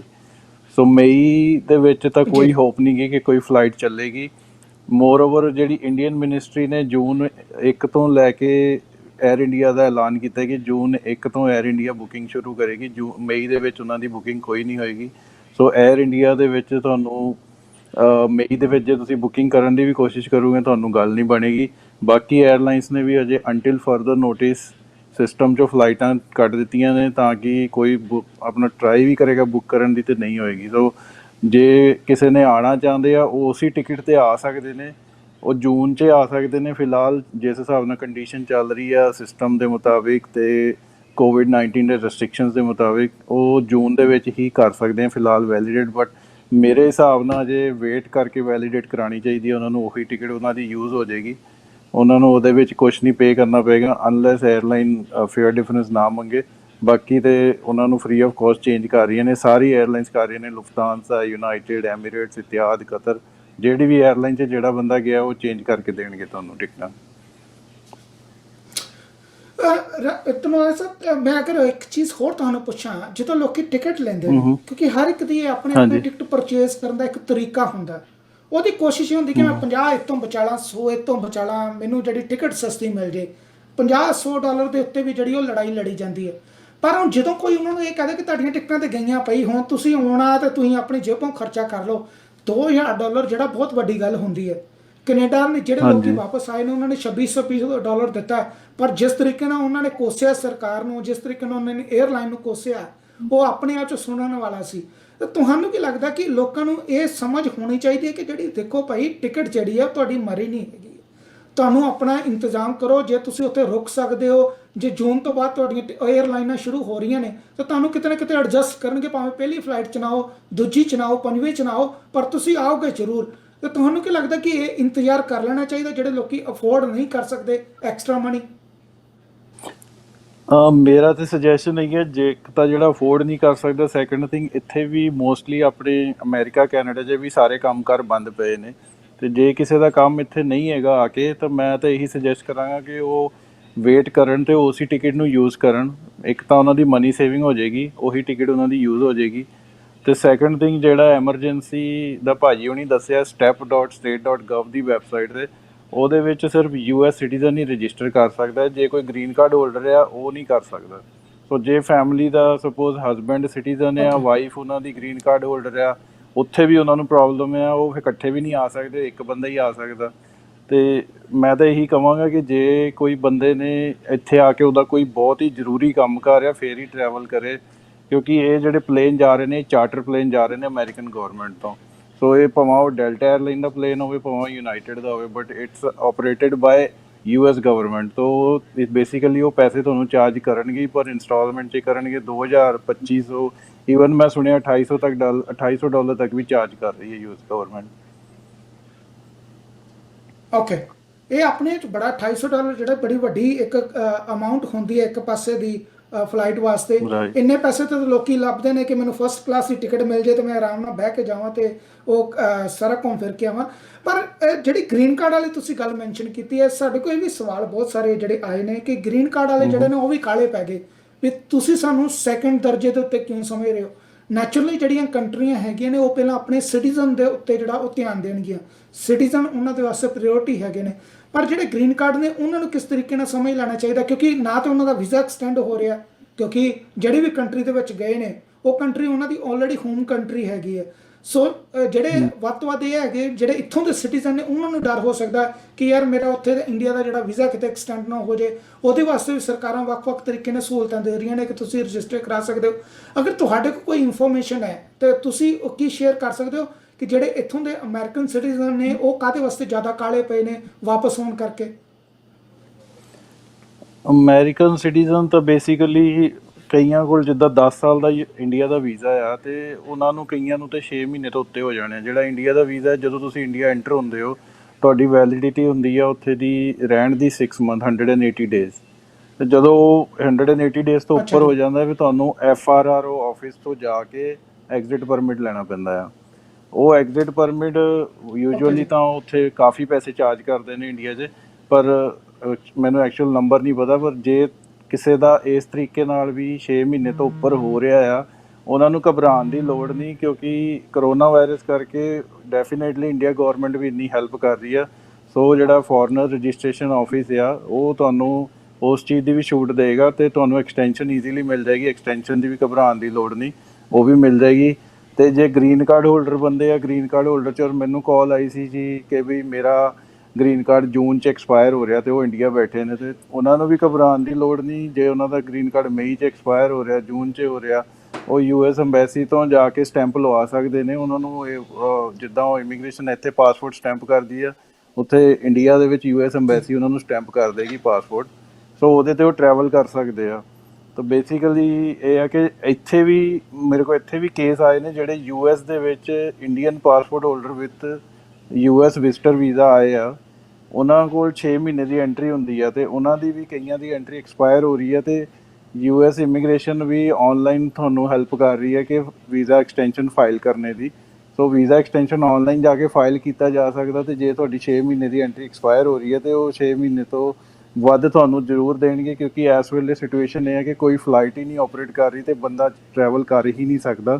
ਸੋ ਇਸ ਰੈਸਟ੍ਰਿਕਸ਼ਨ ਦੇ ਬੇਸ 'ਤੇ ਤੁਹਾਨੂੰ ਇੰਡੀਆ 'ਚ ਵੀ US ਅੰਬੈਸੀ ਹੈਲਪ ਕਰ ਦੇਗੀ, ਤੇ ਜਿਹੜੇ Indian passport holder American visitor visa 'ਤੇ ਹੈਗੇ ਨੇ ਉਹ ਅਮਰੀਕਾ 'ਚ ਇੱਥੇ ਵੀ US ਇਮੀਗ੍ਰੇਸ਼ਨ ਤੁਹਾਨੂੰ ਐਕਸਟੈਂਸ਼ਨਸ ਦੇ ਰਹੀਆਂ ਨੇ। ਜੀ ਮੈਂ ਇੱਕ ਹੋਰ ਚੀਜ਼ ਜਿਹੜੀ ਤੁਹਾਡੇ ਕੋਲ ਪੁੱਛਣਾ ਚਾਹਾਂਗਾ, ਤੁਹਾਡੇ ਦੋ ਆਫਿਸ ਹੈ, ਇੱਕ ਜਿਹੜਾ ਨਿਊਯਾਰਕ ਦੇ ਵਿੱਚ ਹੈਗਾ, ਇੱਕ LA ਦੇ ਵਿੱਚ ਹੈ। ਪਰ ਨਿਊਯਾਰਕ ਦੀ ਜਿਹੜੀ ਸਥਿਤੀ ਅੱਜ ਪੂਰੀ ਦੁਨੀਆ ਦੇ ਨਕਸ਼ੇ ਦੇ ਉੱਤੇ ਜਿਹੜਾ ਨਿਊਯਾਰਕ ਹੈ ਉਹ ਲਾਲ ਰੰਗ ਦੇ ਨਾਲ ਵੇਖਿਆ ਜਾ ਰਿਹਾ, ਕਿਉਂਕਿ ਸਭ ਤੋਂ ਵੱਧ ਕੇਸ ਜਿਹੜੇ ਨੇ ਇੱਥੇ ਹੈਗੇ ਨੇ। ਤੁਹਾਡੇ ਕੋਲ ਬਹੁਤ ਸਾਰੇ ਜਿਨ੍ਹਾਂ ਨੇ ਟਿਕਟਾਂ ਕਰਵਾਈਆਂ ਹੋਣਗੀਆਂ ਉਹ ਨਿਊਯਾਰਕ ਦੇ ਆਸੇ-ਪਾਸੇ ਦੇ ਰਹਿਣ ਵਾਲੇ ਲੋਕ ਹੋਣਗੇ। ਅਗਰ ਤੁਸੀਂ ਆਪਣੇ ਵੱਲੋਂ ਜਿਹੜਾ, ਕਿਉਂਕਿ ਤੁਹਾਡਾ ਆਫਿਸ ਵੀ ਉੱਥੇ ਹੀ ਉਸੇ ਏਰੀਆ ਰਿਚਮੰਡ ਹਿੱਲ ਦੇ ਵਿੱਚ ਹੈਗਾ, ਤੁਸੀਂ ਅਗਰ ਆਪਣੇ ਵੱਲੋਂ ਜਿਹੜੇ ਤੁਹਾਡੇ ਕਸਟਮਰ ਨੇ ਜਾਂ ਜਿਹੜੇ ਇਸ ਵੇਲੇ ਸੁਣ ਰਹੇ ਨੇ ਉਹਨਾਂ ਨੂੰ ਕੀ ਐਡਵਾਈਸ ਕਰੋਗੇ ਵੀ ਕਿਸ ਤਰੀਕੇ ਨਾਲ ਇਸ ਵੇਲੇ ਮੌਕੇ ਦੇ ਨਾਲ ਸਮਝਣ ਦੀ ਲੋੜ ਹੈ, ਕਿਉਂਕਿ ਨਿਊਯਾਰਕ ਵਾਪਸ ਹੋਣਾ ਵੀ ਅੱਜ ਦੇ ਸਮੇਂ ਦੇ ਵਿੱਚ ਸੇਫ ਨਹੀਂ ਹੈਗਾ। ਹਾਂਜੀ, ਮੈਂ ਤੇ ਕਹਿੰਦਾ ਕਿ ਜੀ ਟਰੈਵਲ ਇਸ ਵੇਲੇ ਪਲੇਨ 'ਚ ਟਰੈਵਲ ਕਰਨਾ ਵੀ ਸੇਫ ਨਹੀਂ ਹੈਗਾ, ਕਿਉਂਕਿ ਜੇ ਤੁਸੀਂ ਕਿਸੇ ਨੇ ਨਿਊਜ਼ ਸੁਣੀ ਹੋਵੇ ਤਾਂ ਅਮਰੀਕਨ 에ਅਰਲਾਈਨ ਦੇ ਕਾਫੀ ਪਾਇਲਟਸ ਨੂੰ ਵੀ ਹੋ ਗਿਆ ਸੀਗਾ ਕਰੋਨਾ ਵਾਇਰਸ, ਤੇ ਇਸ ਤਰੀਕੇ ਨਾਲ ਪਲੇਨ ਦੇ ਵਿੱਚ ਵੀ ਸਫ਼ਰ ਕਰਨਾ ਸੌਖਾ ਨਹੀਂ ਗਾ। ਪਰ ਨਿਊਯਾਰਕ ਦੇ ਵਿੱਚ ਕੁਈਨਸ 'ਚ ਜਿੱਥੇ ਸਾਡਾ ਆਫਿਸ ਹੈ ਰਿਚਮੰਡ ਹਿੱਲ 'ਚ, ਮੇਰੇ ਕੋਲ ਵਾਕ ਇਨ ਕਲਾਇੰਟ ਕਾਫੀ ਹੈਗੇ ਨੇ ਉੱਥੇ, ਤੇ ਜਿਹੜੇ ਵਾਕ ਇਨ ਕਲਾਇੰਟ ਸੀਗੇ ਉਹਨਾਂ ਦੇ ਵਿੱਚੋਂ ਤੇ 3 client personally known to me ਉਹ ਵੀ ਚੜ੍ਹਾਈ ਕਰਕੇ ਨੇ ਕਰੋਨਾ ਵਾਇਰਸ ਕਰਕੇ ਰਿਚਮੰਡ ਹਿੱਲ 'ਚ। ਸੋ ਬੇਸਿਕ ਇੱਥੇ ਕੁਈਨਸ ਦੇ ਵਿੱਚ ਤਾਂ ਜਾਣੀ ਸਾਰਿਆਂ ਤੋਂ ਜ਼ਿਆਦਾ ਖਤਰਨਾਕ ਹਾਲ ਆ ਕਿ ਆਲਮੋਸਟ ਐਵਰੀ ਸਿੰਗਲ ਡੇ ਕੋਈ ਨਾ ਕੋਈ ਆਪਣੇ ਸਿੱਖ ਭਾਈਵਾਨ ਦੀ ਨਿਊਜ਼ ਆਈ ਹੁੰਦੀ ਹੈ ਕਿ ਜੀ ਕਰੋਨਾ ਵਾਇਰਸ ਕਰਕੇ ਡੈਥ ਹੋ ਗਈ ਹੈ। ਇਸ ਵੇਲੇ ਸਥਿਤੀ ਬਹੁਤ ਹੀ ਜ਼ਿਆਦਾ ਗੰਭੀਰ ਹੈ ਇੱਥੇ ਨਿਊਯਾਰਕ ਦੇ ਵਿੱਚ, ਤੇ ਟਰੈਵਲ ਤਾਂ ਕਰਨਾ ਹੀ ਨਹੀਂ ਚਾਹੀਦਾ ਬੇਸਿਕਲੀ ਰਾਈਟ ਨਾਓ। ਬੈਟਰ ਹੈ ਕਿ ਸਿਚੁਏਸ਼ਨ ਸਹੀ ਹੋ ਜੇ ਫਿਰ ਹੀ ਬੰਦਾ ਟਰੈਵਲ ਕਰੇ, ਜਿਹੜਾ ਜਿੱਥੇ ਬੈਠਾ ਉੱਥੇ ਹੀ ਸੇਫ ਹੈ ਬੇਸਿਕਲੀ। ਬਿਲਕੁਲ, ਬਹੁਤ ਵਧੀਆ ਗੱਲ ਕੀਤੀ ਮੇਜਰ ਸਿੰਘ ਜੀ। ਇਹੋ ਗੱਲ ਜਿਹੜੀ ਮੈਂ ਤੁਹਾਡੇ ਕੋਲ ਪੁੱਛਣਾ ਚਾਹਾਂਗਾ ਕਿ ਬਹੁਤ ਸਾਰੇ ਲੋਕਾਂ ਦੇ ਵਿੱਚ ਕਾਹਲੀ ਹੁੰਦੀ ਹੈ ਕਿ ਮੇਰਾ ਘਰ ਉੱਥੇ ਪਿਆ, ਮੈਂ ਘਰ ਦੇ ਵਿੱਚ ਜਲਦੀ ਜਾਵਾਂ, ਮੇਰੇ ਪਰਿਵਾਰ ਦੇ ਜਿਹੜੇ ਲੋਕ ਨੇ, ਹੋ ਸਕਦਾ ਕਿਸੇ ਦੇ ਮਾਂ-ਬਾਪ ਇੱਥੇ ਹੋਣ, ਕਿਸੇ ਦੇ ਬੱਚੇ ਇੱਥੇ ਹੋਣ, ਅਸੀਂ ਹਰੇਕ ਦੀ ਪ੍ਰਾਇੋਰਟੀ ਦੀ ਜਿਹੜੀ ਆ ਉਹ ਇੱਜ਼ਤ ਕਰਦੇ ਹਾਂ, ਰਿਸਪੈਕਟ ਕਰਦੇ ਹਾਂ। ਪਰ ਜਦੋਂ ਟਰੈਵਲਿੰਗ ਪੋਸੀਬਲ ਹੀ ਨਹੀਂ ਹੈਗੀ, ਔਰ ਜੇ ਪੋਸੀਬਲ ਹੈਗੀ ਹੈ ਤਾਂ ਬਹੁਤ ਜ਼ਿਆਦਾ ਜਿਹੜੀ ਉਹ ਮਹਿੰਗੀ ਹੈ, ਔਰ ਭਾਵੇਂ ਉਹਦੀਆਂ ਬਾਅਦ 'ਚ ਸਰਕਾਰ ਕਿਸ਼ਤਾਂ ਕਰ ਰਹੀ ਹੈ, ਉਹ ਤੁਸੀਂ ਇੱਥੇ ਆ ਕੇ ਪੈਸੇ ਦੇਣੇ ਨੇ। ਪਰ ਤੁਹਾਡੀ ਆਪਣੀ ਪਰਸਨਲ ਐਡਵਾਈਸ ਕੀ ਹੈਗੀ ਹੈ, ਜਿਹੜੇ ਲੋਕ ਤੁਹਾਡੇ ਕੋਲ ਟਿਕਟਾਂ ਲੈ ਕੇ ਵੱਖ-ਵੱਖ ਮੁਲਕਾਂ ਦੇ ਵਿੱਚ ਗਏ ਨੇ, ਤੁਸੀਂ ਉਹਨਾਂ ਨੂੰ ਕੀ ਕਹਿਣਾ ਚਾਹੋਗੇ ਕਿ ਭਾਈ ਵੇਟ ਕਰ ਲਓ, ਥੋੜ੍ਹੀ ਜਿਹੀ ਠੰਡੋਲਾ ਹੋ ਲੈਣ ਦਿਓ, ਆਸੇ-ਪਾਸੇ ਮਾਹੌਲ ਠੀਕ ਹੋ ਲੈਣ ਦਿਓ, ਥੋੜ੍ਹਾ ਜਿਹਾ ਇਸ ਮਹਾਂਮਾਰੀ ਦੇ ਉੱਤੇ ਕਾਬੂ ਪਾ ਲੈਣ ਦਿਓ, ਫਿਰ ਆਇਓ? ਕਿ ਤੁਸੀਂ ਕਹੋਗੇ ਵੀ ਜਿਸ ਤਰੀਕੇ ਨਾਲ ਕੋਸ਼ਿਸ਼ ਕਰ ਰਹੇ ਨੇ ਕਿ ਜਲਦੀ ਜਲਦੀ ਮੇਰਾ ਨੰਬਰ ਆਵੇ, ਮੈਂ ਜਹਾਜ਼ੇ ਚੜ੍ਹਾਂ ਤੇ ਮੈਂ ਵਾਪਸ ਆ ਜਾ, ਕੀ ਕਹੋਗੇ ਤੁਸੀਂ? ਹਾਂਜੀ, ਮੈਂ ਵੀ ਡੈਫੀਨਿਟਲੀ ਕਹੂੰਗਾ ਕਿ ਜੇ ਉਹ ਵੇਟ ਕਰ ਸਕਦੇ ਆ ਤਾਂ ਡੈਫੀਨਿਟਲੀ ਉੱਥੇ ਸੇਫ ਆ ਤਾਂ ਵੇਟ ਕਰ ਲੈਣ, ਬਿਕਾਜ਼ ਇੱਥੇ ਵੀ ਸਾਰੇ ਘਰਾਂ ਵਿੱਚ ਕੋਈ ਜੌਬ ਤਾਂ ਕੋਈ ਕਰ ਨਹੀਂ ਰਿਹਾ ਇਸ ਵੇਲੇ unless you in the medical field. So ਜੇ ਉਹ ਅਫੋਰਡ ਕਰ ਸਕਦੇ ਆ ਤੇ ਜੇ ਉਹ US ਸਿਟੀਜ਼ਨ ਆ ਦੇ ਉਹ ਪੇ ਕਰਕੇ ਆਉਣਾ ਚਾਹੁੰਦੇ ਆ, ਇਫ ਜੇ ਉਹਨਾਂ ਦੀ ਫੈਮਿਲੀ ਪਿੱਛੇ ਆ ਤਾਂ ਡੈਫੀਨਿਟਲੀ ਮੈਂ ਐਗਰੀ ਕਰਦਾ ਕਿ ਉਹ ਪੇ ਕਰਕੇ ਤੇ ਜਲਦੀ ਤੋਂ ਜਲਦੀ ਵਾਪਸ ਆਪਣਾ ਰਜਿਸਟਰ ਕਰਕੇ ਵਾਪਸ ਆ ਜਾਣ। ਪਰ ਇਹ ਵੀ ਹੈਗਾ ਕਿ ਇੱਥੇ 14 ਦਿਨ ਦੇ ਤੁਹਾਨੂੰ ਕੁਆਰੰਟਾਈਨ 'ਚ ਆ ਕੇ ਵੀ ਰਹਿਣਾ ਪੈਣਾ। ਇਹ ਚੀਜ਼ਾਂ ਨੂੰ ਸਮਝ ਕੇ ਇਹ ਨਹੀਂ ਕਿ ਤੁਸੀਂ 에ਅਰਪੋਰਟ ਤੋਂ ਅੰਦਰ ਆਏ ਤੇ ਜਿਸ ਤਰ੍ਹਾਂ ਮਰਜ਼ੀ ਤੁਸੀਂ ਘੁੰਮ ਸਕਦੇ ਹੋ। ਨਹੀਂ ਕੁਆਰੰਟਾਈਨ ਨਹੀਂ ਕਰਨਾ ਪੈਣਾ। ਜੇ ਤੁਹਾਨੂੰ ਫੀਵਰ ਨਹੀਂ ਹੈਗਾ, ਜੇ ਤੁਹਾਡੀ ਹੈ ਨਹੀਂ, ਸਰ ਮੇਰੇ ਕਾਫੀ ਕਲਾਇੰਟਸ ਵਾਪਸ ਆਏ and nobody was quarantine. Okay ਜੀ, ਆਪਾਂ ਇੱਕ ਕਾਲ ਵੀ ਇੱਥੇ ਜਿਹੜੀ ਉਹ ਲੈ ਲੈਨੇ। ਹੈਲੋ ਸਤਿ ਸ਼੍ਰੀ ਅਕਾਲ ਮਨੀਸ਼ ਜੀ। ਸਤਿ ਸ਼੍ਰੀ ਅਕਾਲ ਵੀਰ ਜੀ। ਹਾਂਜੀ, ਮੈਂ ਪਹਿਲਾਂ ਵੀ ਜੀ ਟਰਾਈ ਕਰ ਰਿਹਾ ਸੀਗਾ, ਕਿਉਂਕਿ ਮੇਰਾ ਕੁਐਸਚਨ ਸੀਗਾ ਵਕੀਲ ਦੇ ਲਈ ਕਿ ਜਿਹੜੇ ਲੋਕਾਂ ਦੇ ਕੰਡੀਸ਼ਨਲ ਗ੍ਰੀਨ ਕਾਰਡ ਨੇ ਉਹਨਾਂ ਦੇ ਉੱਤੇ ਅੱਜ ਦਾ ਜੋ ਇਹ ਐਗਜ਼ੀਕਿਊਟਿਵ ਆਰਡਰ ਆ ਉਹਦਾ ਕੀ ਅਸਰ ਪਵੇਗਾ? ਇਸ ਵੇਲੇ ਜਿਹੜੇ ਅਟਾਰਨੀ ਨੇ ਉਹ ਤੇ ਗੱਲ ਕਰਕੇ ਚਲੇ ਗਏ, ਪਰ ਜਿਸ ਤਰੀਕੇ ਨਾਲ ਉਹਨਾਂ ਨੇ ਸਾਨੂੰ ਸਮਝਾਉਣ ਦੀ ਕੋਸ਼ਿਸ਼ ਕੀਤੀ ਸੀ ਕਿ ਜਿਹੜੇ ਲੋਕ ਅਮਰੀਕਾ ਦੇ ਵਿੱਚ ਹੈਗੇ ਨੇ ਉਹਨਾਂ ਦੇ ਕੇਸਾਂ ਦੇ ਉੱਤੇ ਜ਼ਿਆਦਾ ਅਸਰ ਜਿਹੜਾ ਉਹ ਨਹੀਂ ਪੈਣਾ। ਸਰਕਾਰ ਦੀ ਸਭ ਤੋਂ ਵੱਡੀ ਪ੍ਰਾਇੋਰਟੀ ਇਹ ਹੈਗੀ ਹੈ, ਸਭ ਤੋਂ ਵੱਡੀ ਜ਼ਰੂਰਤ ਇਹ ਹੈਗੀ ਕਿ ਜਿਹੜੇ ਲੋਕੀ ਬਾਹਰੋਂ ਆ ਰਹੇ ਨੇ ਇਮੀਗ੍ਰੈਂਟ ਵੀਜ਼ਾ ਲੈ ਕੇ, ਉਹਨਾਂ ਨੂੰ ਘੱਟ ਤੋਂ ਘੱਟ 60 ਦਿਨ ਲਈ ਰੋਕਿਆ ਜਾਵੇ, ਤਾਂ ਜੋ ਜਿਹੜੇ ਲੋਕ ਜਦੋਂ ਇੱਥੇ ਮਾਰਕੀਟ ਖੁੱਲ੍ਹ ਜਾਂਦੀ ਹੈ, ਨੌਕਰੀਆਂ ਦੁਬਾਰਾ ਆਫਿਸ ਖੁੱਲ੍ਹ ਜਾਂਦੇ ਨੇ, ਲੋਕੀ ਦੁਬਾਰਾ ਤੋਂ ਆਪਣੇ ਕੰਮ ਤੇ ਜਾਣਗੇ, ਲੋਕਾਂ ਨੂੰ ਦੁਬਾਰਾ ਜੋਬ ਦਿੱਤੀਆਂ ਜਾਣਗੀਆਂ, ਤੇ ਜਿਹੜੇ ਅਮਰੀਕਾ ਦੇ ਵਿੱਚ ਲੋਕ ਹੈਗੇ ਨੇ ਸਭ ਤੋਂ ਪਹਿਲਾਂ ਜੋਬ ਉਹਨਾਂ ਨੂੰ ਦਿੱਤੀ ਜਾਵੇ। ਇਹ ਨਾ ਹੋਵੇ ਕਿ ਜਿਹੜਾ ਬਾਹਰਲੇ ਦੇਸ਼ ਤੋਂ ਕਿਤੋਂ ਵੀ ਆਇਆ, ਭਾਵੇਂ ਉਹ ਇੰਡੀਆ ਤੋਂ ਹੋਵੇ, ਪਾਕਿਸਤਾਨ ਤੋਂ ਹੋਵੇ, ਚਾਈਨਾ ਤੋਂ ਹੋਵੇ, ਕਿਸੇ ਵੀ ਮੁਲਕ ਤੋਂ ਕਿਉਂ ਨਾ ਆਵੇ, ਇਹ ਨਾ ਹੋਵੇ ਕਿ ਸਭ ਤੋਂ ਪਹਿਲਾਂ ਉਹ ਆ ਕੇ ਆਪ ਜੋਬ ਲੈ ਜਾਏ ਤੇ ਜਿਹੜੇ ਲੋਕ ਇੱਥੇ ਨੇ ਉਹਨਾਂ ਨੂੰ ਜਿਹੜੀ ਉਹ ਨੌਕਰੀ ਨਾ ਮਿਲੇ। ਤਾਂ ਸਰਕਾਰ ਵੱਲੋਂ ਇਸ ਕਰਕੇ ਜਿਹੜਾ ਸਟੈਪ ਚੁੱਕਿਆ ਗਿਆ। ਪਰ ਜਿਸ ਤਰੀਕੇ ਨਾਲ ਸਾਨੂੰ ਵਕੀਲ ਸਾਹਿਬ ਨੇ ਦੱਸਿਆ ਸੀ ਕਿ ਜਿਹੜੇ ਇੱਥੇ ਲੋਕਲ ਕੇਸ ਜਿਹੜੇ ਚੱਲ ਰਹੇ ਨੇ ਉਹਨਾਂ ਦੇ ਉੱਤੇ ਵੱਡਾ ਅਸਰ ਜਿਹੜਾ ਉਹ ਨਹੀਂ ਪਵੇਗਾ। ਥੈਂਕ ਯੂ ਜੀ। ਥੈਂਕ ਯੂ ਵੀਰ ਜੀ, ਥੈਂਕ ਯੂ ਸੋ ਮਚ। ਮੈਂ ਮੇਜਰ ਸਿੰਘ ਜੀ ਇੱਕ ਚੀਜ਼ ਤੁਹਾਡੇ ਕੋਲ ਹੋਰ ਪੁੱਛਣਾ ਚਾਹੁੰਦਾ ਇੱਥੇ, ਜਿਸ ਤਰੀਕੇ ਨਾਲ ਤੁਸੀਂ ਇੱਕ ਚੀਜ਼ ਸਾਨੂੰ ਇੱਥੇ ਦੱਸਣ ਦੀ ਕੋਸ਼ਿਸ਼ ਕੀਤੀ ਸੀ ਕਿ ਠੀਕ ਹੈ ਜਿਨ੍ਹਾਂ ਨੂੰ ਬਹੁਤ ਜ਼ਿਆਦਾ ਪ੍ਰਾਇਓਰਟੀਜ਼ ਹੈਗੀਆਂ ਨੇ ਉਹ ਵਾਪਸ ਆ ਜਾਣ, ਕਿਉਂਕਿ ਕਿਸੇ ਦਾ ਪਰਿਵਾਰ ਜਾਂ ਬਜ਼ੁਰਗ ਇੱਥੇ ਹੋ ਸਕਦੇ ਨੇ, ਧਿਆਨ ਰੱਖਣਾ ਹੈ।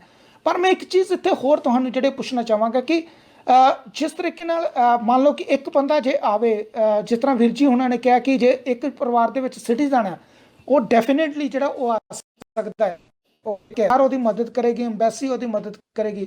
ਪਰ ਉਹਦੇ ਜੇ ਪਰਿਵਾਰ ਦੇ ਵਿੱਚ ਕੋਈ ਗ੍ਰੀਨ ਕਾਰਡ ਹੋਲਡਰ ਹੈਗਾ ਤਾਂ ਫਿਰ ਉਹ ਕੀ ਉਹਨੂੰ ਉਹ ਜਿੱਦ ਕਰਨੀ ਚਾਹੀਦੀ ਕਿ ਅਸੀਂ ਦੋਵਾਂ ਨੇ ਇਕੱਠੇ ਟਰੈਵਲ ਕਰਨਾ, ਕਿਉਂਕਿ ਕਈ ਵਾਰੀ ਸਾਨੂੰ ਇਸ ਬਾਰੇ ਵੀ ਸੁਣਨ ਨੂੰ ਮਿਲਿਆ ਕਿ ਮੈਂ ਵੇਖੋ ਜੀ ਸਿਟੀਜ਼ਨ ਆ, ਮੇਰੇ ਪਰਿਵਾਰ ਦੇ ਨਾਲ ਜਿਹੜੇ ਉਹ ਗ੍ਰੀਨ ਕਾਰਡ ਆ ਉਹਨੂੰ ਆਉਣ ਨਹੀਂ ਦਿੱਤਾ ਜਾ ਰਿਹਾ, ਮੈਂ ਇਕੱਲਾ ਆ ਨਹੀਂ ਸਕਦਾ, ਸਾਨੂੰ ਦੋਵਾਂ ਨੂੰ ਆਉਣ ਦਿੱਤਾ ਜਾਵੇ, ਸਾਡੇ ਵਾਸਤੇ ਬਹੁਤ ਔਖਾ ਹੈਗਾ ਇਕੱਲੇ ਇਕੱਲੇ ਟਰੈਵਲ ਕਰਨਾ। ਹਾਂਜੀ ਮਨੀਸ਼ ਜੀ, ਸੋ ਫਾਰ ਮੇਰੀ ਮੋਸਟਲੀ ਮੈਨੂੰ ਜਿੰਨੀ ਵੀ ਕਾਲ ਮੇਰੇ ਲਈ ਆਈਆਂ, ਮੈਨੂੰ ਤਾਂ ਹਜੇ ਤੱਕ ਲੱਕਲੀ ਸਾਰੇ US ਸਿਟੀਜ਼ਨ ਹੀ ਸੀਗੇ। ਸੋ ਮੇਰਾ ਕੋਈ ਪੈਸੇਂਜਰ ਹਜੇ ਇਹ ਨਹੀਂ ਕਰਿਆ ਕਿ ਗ੍ਰੀਨ ਕਾਰਡ ਹੋਲਡਰ ਹੈ, ਵੀ ਮੈਨੂੰ ਕੋਈ ਇੱਦਾਂ ਕਾਲ ਨਹੀਂ ਹੈ ਕਿ ਸਰ ਮੇਰਾ ਇੱਕ ਮੈਂ ਆ ਸਕਦਾ ਕਿ ਨਹੀਂ ਆ ਸਕਦਾ। ਆਮ ਸ਼ੋਰ ਕਿ ਜੇ ਉਹ ਇਹ ਗ੍ਰੀਨ ਕਾਰਡ ਹੈ ਦੈਨ ਬੈਸਟ ਹੈ ਕਿ ਵੇਟ ਕਰਕੇ ਇਕੱਠੇ ਆ ਜਾਣ। ਓਕੇ, ਤਨੋਤਾ ਸਾਹਿਬ ਤੁਹਾਡਾ ਕੀ ਕਹਿਣਾ ਇਹਦੇ ਉੱਤੇ? ਜੇ ਤਾਂ ਉਹ ਗ੍ਰੀਨ ਕਾਰਡ ਹੋਲਡਰ ਆ ਬੇਸਿਕਲੀ ਉਹ ਟਰਾਈ ਕਰ ਸਕਦੇ ਆ, ਕਿਉਂਕਿ ਜਿਹੜੀ ਉਹ ਵੈਬਸਾਈਟ ਦੱਸੀ ਹੈ step.state.gov ਤੇ ਉਹਦੇ ਵਿੱਚ ਇੱਕ ਕੁਐਸਚਨ ਜ਼ਰੂਰ ਹੁੰਦਾ ਹੈ ਕਿ ਜੇ ਤੁਸੀਂ ਗ੍ਰੀਨ ਕਾਰਡ ਹੋਲਡਰ ਆ ਤੇ are you accompanying with US citizen ਜਾਂ ਕੋਈ ਤੁਹਾਡੇ ਪਰਿਵਾਰ 'ਚ ਸਿਟੀਜ਼ਨ ਬੰਦਾ ਜਿਹਦੇ ਨਾਲ ਆ ਰਹੇ ਹੋ ਤੁਸੀਂ, ਤੇ ਉਹਦੇ 'ਚ ਤੁਸੀਂ ਉਹ ਆਪਸ਼ਨ ਯੈਸ ਕਰਕੇ ਕਰ ਸਕਦੇ ਆ, but that still based on there decision ਕਿ ਉਹਨਾਂ ਦੇ ਮਤਲਬ ਜੇ ਉਹ ਕਹਿਣਗੇ ਜੀ ਤੁਸੀਂ ਆ ਸਕਦੇ ਤਾਂ ਆ ਸਕਦੇ, ਬਟ ਜੇ ਕੱਲਾ green card holder individually apply ਕਰੇਗਾ ਉਹ ਨਹੀਂ ਆ ਸਕਦਾ। ਓਕੇ, ਆਪਣੇ ਲੋਕਾਂ ਦੇ ਵਿੱਚ ਨਾ ਵੈਸੇ ਇੱਕ ਆਪਾਂ ਨੂੰ ਸੁਣਨ ਦੀ ਜ਼ਿਆਦਾ ਜਿਹੜੀ ਆ ਉਹ ਬਾਰ-ਬਾਰ ਖਬਰਾਂ ਸੁਣਨ ਦਾ ਜਿਹੜਾ ਮੌਕਾ ਮਿਲਿਆ, ਆਪਣੇ ਲੋਕੀ ਸਿਫਾਰਿਸ਼ ਦੇ ਵਿੱਚ ਜਿਹੜਾ ਬਹੁਤ ਯਕੀਨ ਰੱਖਦੇ ਨੇ, ਭਾਵੇਂ ਜਿਹੜਾ ਸਾਡਾ ਸਿਸਟਮ ਆ ਬੜਾ ਫੂਲ ਪ੍ਰੂਫ ਸਿਸਟਮ ਹੈਗਾ, ਕੋਸ਼ਿਸ਼ ਹੁੰਦੀ ਹੈ ਕਿ ਹਰੇਕ ਬੰਦਾ ਫਸਟ ਕਮ ਫਸਟ ਸਰਵ ਵਾਲਾ ਜਿਹੜਾ ਇੱਥੇ ਹਾਲਾਤ ਹੈਗੇ ਨੇ, ਤੁਸੀਂ ਐਮਬੈਸੀ 'ਚ ਪਹਿਲਾਂ ਜਾਓ ਤਾਂ ਤੁਹਾਡਾ ਨੰਬਰ ਜਿਹੜਾ ਉਹ ਪਹਿਲਾਂ ਆਊਗਾ। ਪਰ ਲੋਕਾਂ ਦੇ ਕਈਆਂ ਦੇ ਮਨ ਦੇ ਵਿੱਚ ਇਹ ਵਹਿਮ ਬੈਠਾ ਹੋਇਆ ਕਿ ਪਤਾ ਨਹੀਂ ਕਾਂਗਰਸਮੈਨ ਦੀ ਸਿਫਾਰਿਸ਼ ਕਰਾ ਲਾਂਗੇ, ਸੈਨੇਟਰ ਦੀ ਸਿਫਾਰਿਸ਼ ਕਰਾ ਲਾਂਗੇ ਤੇ ਜਿਹੜਾ ਜਹਾਜ਼ ਅਜੇ ਉੱਡਣਾ ਨਹੀਂ ਉਹਦੇ ਵਿੱਚ ਸਾਨੂੰ ਬਿਠਾ ਕੇ ਜਿਹੜਾ ਵਾਪਸ ਲੈ ਆਉਣਗੇ। ਕਈਆਂ ਦੇ ਦਿਮਾਗ ਦੇ ਵਿੱਚ ਚੱਲਦਾ ਹੈ, ਸਾਨੂੰ ਕੁਐਸਚਨ ਵੀ ਜਿਹੜੇ ਉਹ ਆਏ ਸਨ ਕਿ ਜ਼ਰੂਰ ਪੁੱਛਿਓ। ਇਹ ਸਹੀ ਮਾਇਨੇ 'ਚ ਜਿਹੜੀਆਂ ਚੀਜ਼ਾਂ ਕੰਮ ਕਰਦੀਆਂ ਨੇ, ਸਿਫਾਰਿਸ਼ਾਂ ਪਵਾ ਕੇ ਕਾਂਗਰਸਮੈਨ ਕੋਲ ਲਿਖਵਾ ਕੇ ਜਾਂ ਦੂਸਰੇ ਪਾਸੇ ਲਿਖਵਾ ਕੇ? ਇਹ ਸਿਫਾਰਿਸ਼ਾਂ ਚੱਲਦੀਆਂ ਹੈਗੀਆਂ ਕਿ ਨਹੀਂ ਚੱਲਦੀਆਂ ਇਹ ਤਾਂ ਨਹੀਂ ਪਤਾ, ਬਟ ਜ਼ਰੂਰ ਇਹ ਆ ਕਿ ਵੀ ਆਪਣੇ ਬੰਦੇ ਕਾਂਗਰਸਮੈਨ ਤੋਂ ਲੈਟਰ ਜ਼ਰੂਰ ਲੈ ਕੇ ਪੇਸ਼ ਕਰ ਦਿੰਦੇ ਜੀ ਵੀ ਅਸੀਂ ਆਪਣੀ ਪਹੁੰਚ ਲਾਤੀ ਹੈ, ਬਾਕੀ ਅੱਗੇ ਉਹਨਾਂ ਦਾ ਫੈਸਲਾ। ਤੇ ਉਹ ਉਹ ਜੇ ਯਕੀਨ ਰੱਖਦੇ ਉਹ ਕਰਕੇ ਵੇਖ ਲੈਣ, but according to department of state ਜਿਹੜੀਆਂ ਉਹਨਾਂ ਦੀ ਇਨਸਟਰਕਸ਼ਨ ਆ ਉਹਦੇ ਖਿਲਾਫ ਤਾਂ ਉਹ ਜਾ ਨਹੀਂ ਸਕਦੇ, ਉਹਨਾਂ ਨੇ ਜੋ ਉਹਨਾਂ ਦੀ ਇਨਸਟਰਕਸ਼ਨ ਹੈ ਉਹਦੇ ਹਿਸਾਬ ਨਾਲ ਹੀ ਚੱਲਣਾ ਹੈ। ਤੇ ਸੈਕੰਡ ਥਿੰਗ ਕਾਲਰ ਜਿਹੜੇ ਨੇ ਸਾਡੇ ਨਾਲ, ਇੱਕ ਕਾਲਰ ਜਿਹੜੇ ਜੁੜੇ ਹੋਏ ਨੇ ਅਸੀਂ ਉਹਨਾਂ ਨੂੰ ਵੀ ਲੈਣੇ। ਹਾਂਜੀ ਵੀਰ ਜੀ, ਕੀ ਨਾਮ ਹੈ ਤੁਹਾਡਾ? ਸਤਿ ਸ਼੍ਰੀ ਅਕਾਲ ਜੀ, ਮੈਂ ਇੱਥੋਂ ਕੈਲੀਫੋਰਨੀਆ ਤੋਂ ਬੋਲ ਰਿਹਾ ਤੇ ਮੈਂ ਤੁਹਾਡਾ ਸ਼ੋਅ ਦੇਖ ਰਿਹਾ ਸੀ ਤੇ ਮੇਰਾ ਇੱਕ ਕੁਐਸਚਨ ਹੈ ਕਿ ਸਾਡੇ ਇੱਕ ਅੰਕਲ ਉੱਥੇ ਇੰਡੀਆ ਫਸੇ ਹੋਏ ਨੇ ਤੇ ਉਹ USA ਸਿਟੀਜ਼ਨ ਹੈ, ਉਹਨਾਂ ਨੇ ਆਪਣਾ ਐਮਬੈਸੀ 'ਚ ਨਾਮ ਵੀ ਰਜਿਸਟਰ ਕਰਾਇਆ, ਪਰ ਉਹਨਾਂ ਤੋਂ ਬਾਅਦ ਜਿਨ੍ਹਾਂ ਨੇ ਨਾਮ ਰਜਿਸਟਰ ਕਰਾਇਆ ਉਹਨਾਂ ਦੀ ਵਾਰੀ ਆ ਗਈ ਹੈ, ਪਰ ਅੰਕਲ ਦੀ ਵਾਰੀ ਨਹੀਂ ਆਈ ਹਲੇ। ਬਿਲਕੁਲ ਤਨੋਤਾ ਸਾਹਿਬ, ਅਗਰ ਤੁਸੀਂ ਇਸ ਚੀਜ਼ ਦਾ ਜਵਾਬ ਦੇ ਸਕੋ, ਉਹੀ ਗੱਲ ਜਿਹੜੀ ਹੋ ਗਈ ਕਿ ਅਸੀਂ ਜਿਹੜਾ ਪਹਿਲਾਂ ਆਪਣੇ ਆਪ ਨੂੰ ਰਜਿਸਟਰ ਕਰਾਇਆ ਸੀ ਪਰ ਇਹਨਾਂ ਦਾ ਨੰਬਰ ਜਿਹੜਾ ਉਹ ਨਹੀਂ ਆਇਆ, ਜਿਹੜੇ ਲੋਕਾਂ ਨੇ ਬਾਅਦ 'ਚ ਕਰਾਇਆ ਉਹ ਲੋਕੀ ਜਿਹੜੇ ਨੇ ਉਹ ਜਲਦੀ ਇਹਨਾਂ ਤੋਂ ਪਹਿਲਾਂ ਵਾਪਸ ਆ ਗਏ ਨੇ, ਕੀ ਕਹੋਗੇ ਇਹਦੇ ਉੱਤੇ? ਮੈਂ ਇਹ ਸੁਜੈਸਟ ਕਰਾਂਗਾ ਕਿ ਉਹ ਭਾਈ ਸਾਹਿਬ ਹੁਣੀ ਜਾਂ ਤਾਂ ਆਪਣੀ ਈਮੇਲ ਚੈੱਕ ਕਰਨ ਚੰਗੀ ਤਰ੍ਹਾਂ, ਡੈਫੀਨੇਟਲੀ ਰਿਪਲਾਈ ਆਉਂਦਾ ਹੁੰਦਾ ਉਹਨਾਂ ਦਾ ਕਿ ਉਹਨਾਂ ਨੇ ਕੀ ਇਨਸਟਰਕਸ਼ਨ ਦਿੱਤੀਆਂ ਨੇ, ਜਾਂ ਜੇ ਨਹੀਂ ਆਇਆ ਤੇ ਆਪਣੇ ਅਕਾਊਂਟ 'ਚ ਲੌਗਇਨ ਕਰਕੇ ਦੁਬਾਰਾ ਚੈੱਕ ਕਰ ਲੈਣ ਕਿ ਉਹਦੇ 'ਚ ਉਹਨਾਂ ਨੂੰ ਕੋਈ ਮੈਸੇਜ ਤਾਂ ਨਹੀਂ ਆਇਆ ਹੋਇਆ ਕਿ ਉਹਦਾ ਜਵਾਬ ਉਹਨਾਂ ਨੂੰ ਦੇਣਾ ਹੋਵੇ, ਕਿਉਂਕਿ ਕੁਛ ਨਾ ਕੋਈ ਚੀਜ਼ ਉਹਨਾਂ ਨੇ ਮੰਗੀ ਹੋਏਗੀ ਉਹਨਾਂ ਕੋਲੋਂ, ਜਾਂ ਉਹਨਾਂ ਨੂੰ ਫਲਾਈਟ 'ਚ ਅਕੋਮੋਡੇਟ ਨਹੀਂ ਕਰ ਪਾਏ ਹੋਗੇ, ਕਿਉਂਕਿ ਹੁਣ 22 ਤਰੀਕ ਤੋਂ ਪਹਿਲਾਂ ਜਿਹੜੀਆਂ ਫਲਾਈਟਾਂ ਆ ਗਈਆਂ ਹੁਣ ਹਜੇ ਉਸ ਤੋਂ ਬਾਅਦ ਉਹਨਾਂ ਨੇ ਕੋਈ ਵੀ ਫਲਾਈਟ ਦਾ ਸਕੈਜੂਲ ਨਹੀਂ ਕੀਤਾ ਹੈਗਾ ਕਿ ਨੈਕਸਟ ਫਲਾਈਟਾਂ ਕਦੋਂ ਆਉਣਗੀਆਂ। ਕਹਿ ਰਹੇ ਸੀਗੇ ਕਿ ਡਿਪਾਰਟਮੈਂਟ ਆਫ ਸਟੇਟ ਕੇ ਹੋਰ ਫਲਾਈਟਾਂ ਭੇਜਣਗੇ, ਬਟ ਹਜੇ ਉਹਨਾਂ ਦਾ ਕੋਈ ਸਕੈਜੂਲ ਨਹੀਂ ਬਣਿਆ ਹੈਗਾ। ਸੋ ਜਦੋਂ ਬਣੇਗਾ ਤਾਂ ਫਿਰ ਮੇ ਵੀ ਸ਼ਾਇਦ ਫਿਰ ਈਮੇਲ ਆਏਗੀ ਉਹਨਾਂ ਨੂੰ ਉਸ ਬੇਸ 'ਤੇ। ਤੇ ਜਿਹੜੀਆਂ ਤੁਸੀਂ ਕਹਿੰਦੇ ਕਿ ਸ਼ੈਡਿਊਲ ਜਿਹੜਾ ਹੁੰਦਾ ਹੈ ਫਲਾਈਟਾਂ ਦਾ, ਇੱਥੋਂ ਇਹ ਆਪਾਂ ਕਿੱਥੋਂ ਪਤਾ ਲਾ ਸਕਦੇ ਹਾਂ, ਜਾਂ ਇਹ ਵੈਬਸਾਈਟ ਦੇ ਉੱਤੇ ਦੱਸਿਆ ਜਾਂਦਾ ਵੀ ਅੱਜ ਕਿੰਨੀਆਂ ਫਲਾਈਟਾਂ ਆ ਰਹੀਆਂ ਨੇ, ਤੁਹਾਨੂੰ ਜਿਹੜਾ ਟਰਾਈ ਕਰਨੀ ਚਾਹੀਦੀ ਹੈ, ਜਾਂ ਕੁਐਰੀ ਕਰ ਸਕਦੇ ਹੋ ਤੁਸੀਂ? ਨਹੀਂ, ਜਦੋਂ ਬੰਦਾ ਇੱਕ ਰਜਿਸਟਰ ਕਰਦਾ ਆ ਉਸ ਵੈਬਸਾਈਟ 'ਤੇ ਤਾਂ ਉਹਨਾਂ ਨੂੰ ਇੱਕ ਈਮੇਲ ਆਉਂਦੀ ਆ, ਉੱਤੇ ਆਪਸ਼ਨ ਹੁੰਦੇ ਆ ਕਿ ਵੀ ਆਹ ਤਰੀਕ ਨੂੰ, ਜਿੱਦਾਂ ਹੁਣ ਅਪ੍ਰੈਲ ਦੇ ਫਸਟ ਵੀਕ 'ਚ ਅਪ੍ਰੈਲ 6, 7 ਅਤੇ 8 ਤਰੀਕ ਨੂੰ 3 ਫਲਾਈਟਾਂ ਆਈਆਂ ਸੀ, ਅਤੇ ਉਹ ਤਿੰਨਾਂ ਫਲਾਈਟਾਂ ਦਾ ਉਹਨਾਂ ਨੇ ਦੱਸਿਆ ਸੀ ਕਿ 6 ਤਰੀਕ, 7 ਤਰੀਕ ਅਤੇ 8 ਤਰੀਕ ਨੂੰ ਸੈਨ ਫਰਾਂਸਿਸਕੋ ਫਲਾਈਟ ਆ ਰਹੀ ਆ। ਸੋ ਜਿਹਨੇ ਵੀ ਕਨਫਰਮੇਸ਼ਨ ਦੇਣੀ ਆ ਉਹਨਾਂ ਨੂੰ ਫਿਰ ਰਿਪਲਾਈ ਕਰਨਾ ਪੈਂਦਾ ਕਿ ਓਕੇ ਮੈਂ 6 ਤਰੀਕ ਦੀ ਫਲਾਈਟ 'ਚ ਆਉਣਾ ਆ, ਤਾਂ ਉੱਤੇ ਕਨਫਰਮ ਕਰਨਾ ਪੈਂਦਾ, ਅਤੇ ਫਿਰ ਉਹ ਬੰਦਾ ਉਸ ਫਲਾਈਟ ਨੂੰ ਜਾ ਕੇ ਲੈ ਸਕਦਾ ਹੈ। ਸੋ ਇੱਦਾਂ ਹੀ ਉਹਨਾਂ ਨੂੰ ਈਮੇਲ ਆਏਗੀ ਜੇ ਅਪ੍ਰੈਲ 22 ਤੋਂ ਬਾਅਦ ਆਪਣੇ ਕਿਹੜੀ ਫਲਾਈਟ ਆ ਰਹੀ ਹੈ, ਕਿਹੜੀ ਨਹੀਂ ਆਏਗੀ ਉਹਨਾਂ ਨੂੰ। ਮੇਜਰ ਸਿੰਘ ਜੀ, ਜਿਸ ਤਰੀਕੇ ਨਾਲ ਆਪਾਂ ਨੂੰ ਇੱਕ ਕੁਐਰੀ ਵੀ ਆਈ ਹੈ ਹੁਣੇ, ਜਿਸ ਤਰੀਕੇ ਨਾਲ ਇੱਕ ਕਾਲਰ ਨੇ ਫੋਨ ਕਰਕੇ ਵੀ ਪੁੱਛਿਆ ਕਿ ਅਸੀਂ ਅਪਲਾਈ ਕੀਤਾ ਸੀ, ਸਾਨੂੰ ਅਜੇ ਰਿਪਲਾਈ ਨਹੀਂ ਆਇਆ, ਕਿਸ ਤਰੀਕੇ ਨਾਲ ਹੋਵੇਗਾ। ਆਪਣੇ ਬਹੁਤ ਸਾਰੇ ਲੋਕਾਂ ਦੇ ਵਿੱਚ ਜਿਹੜਾ ਲੈਂਗੁਏਜ ਬੈਰੀਅਰ ਵੀ ਹੈਗਾ।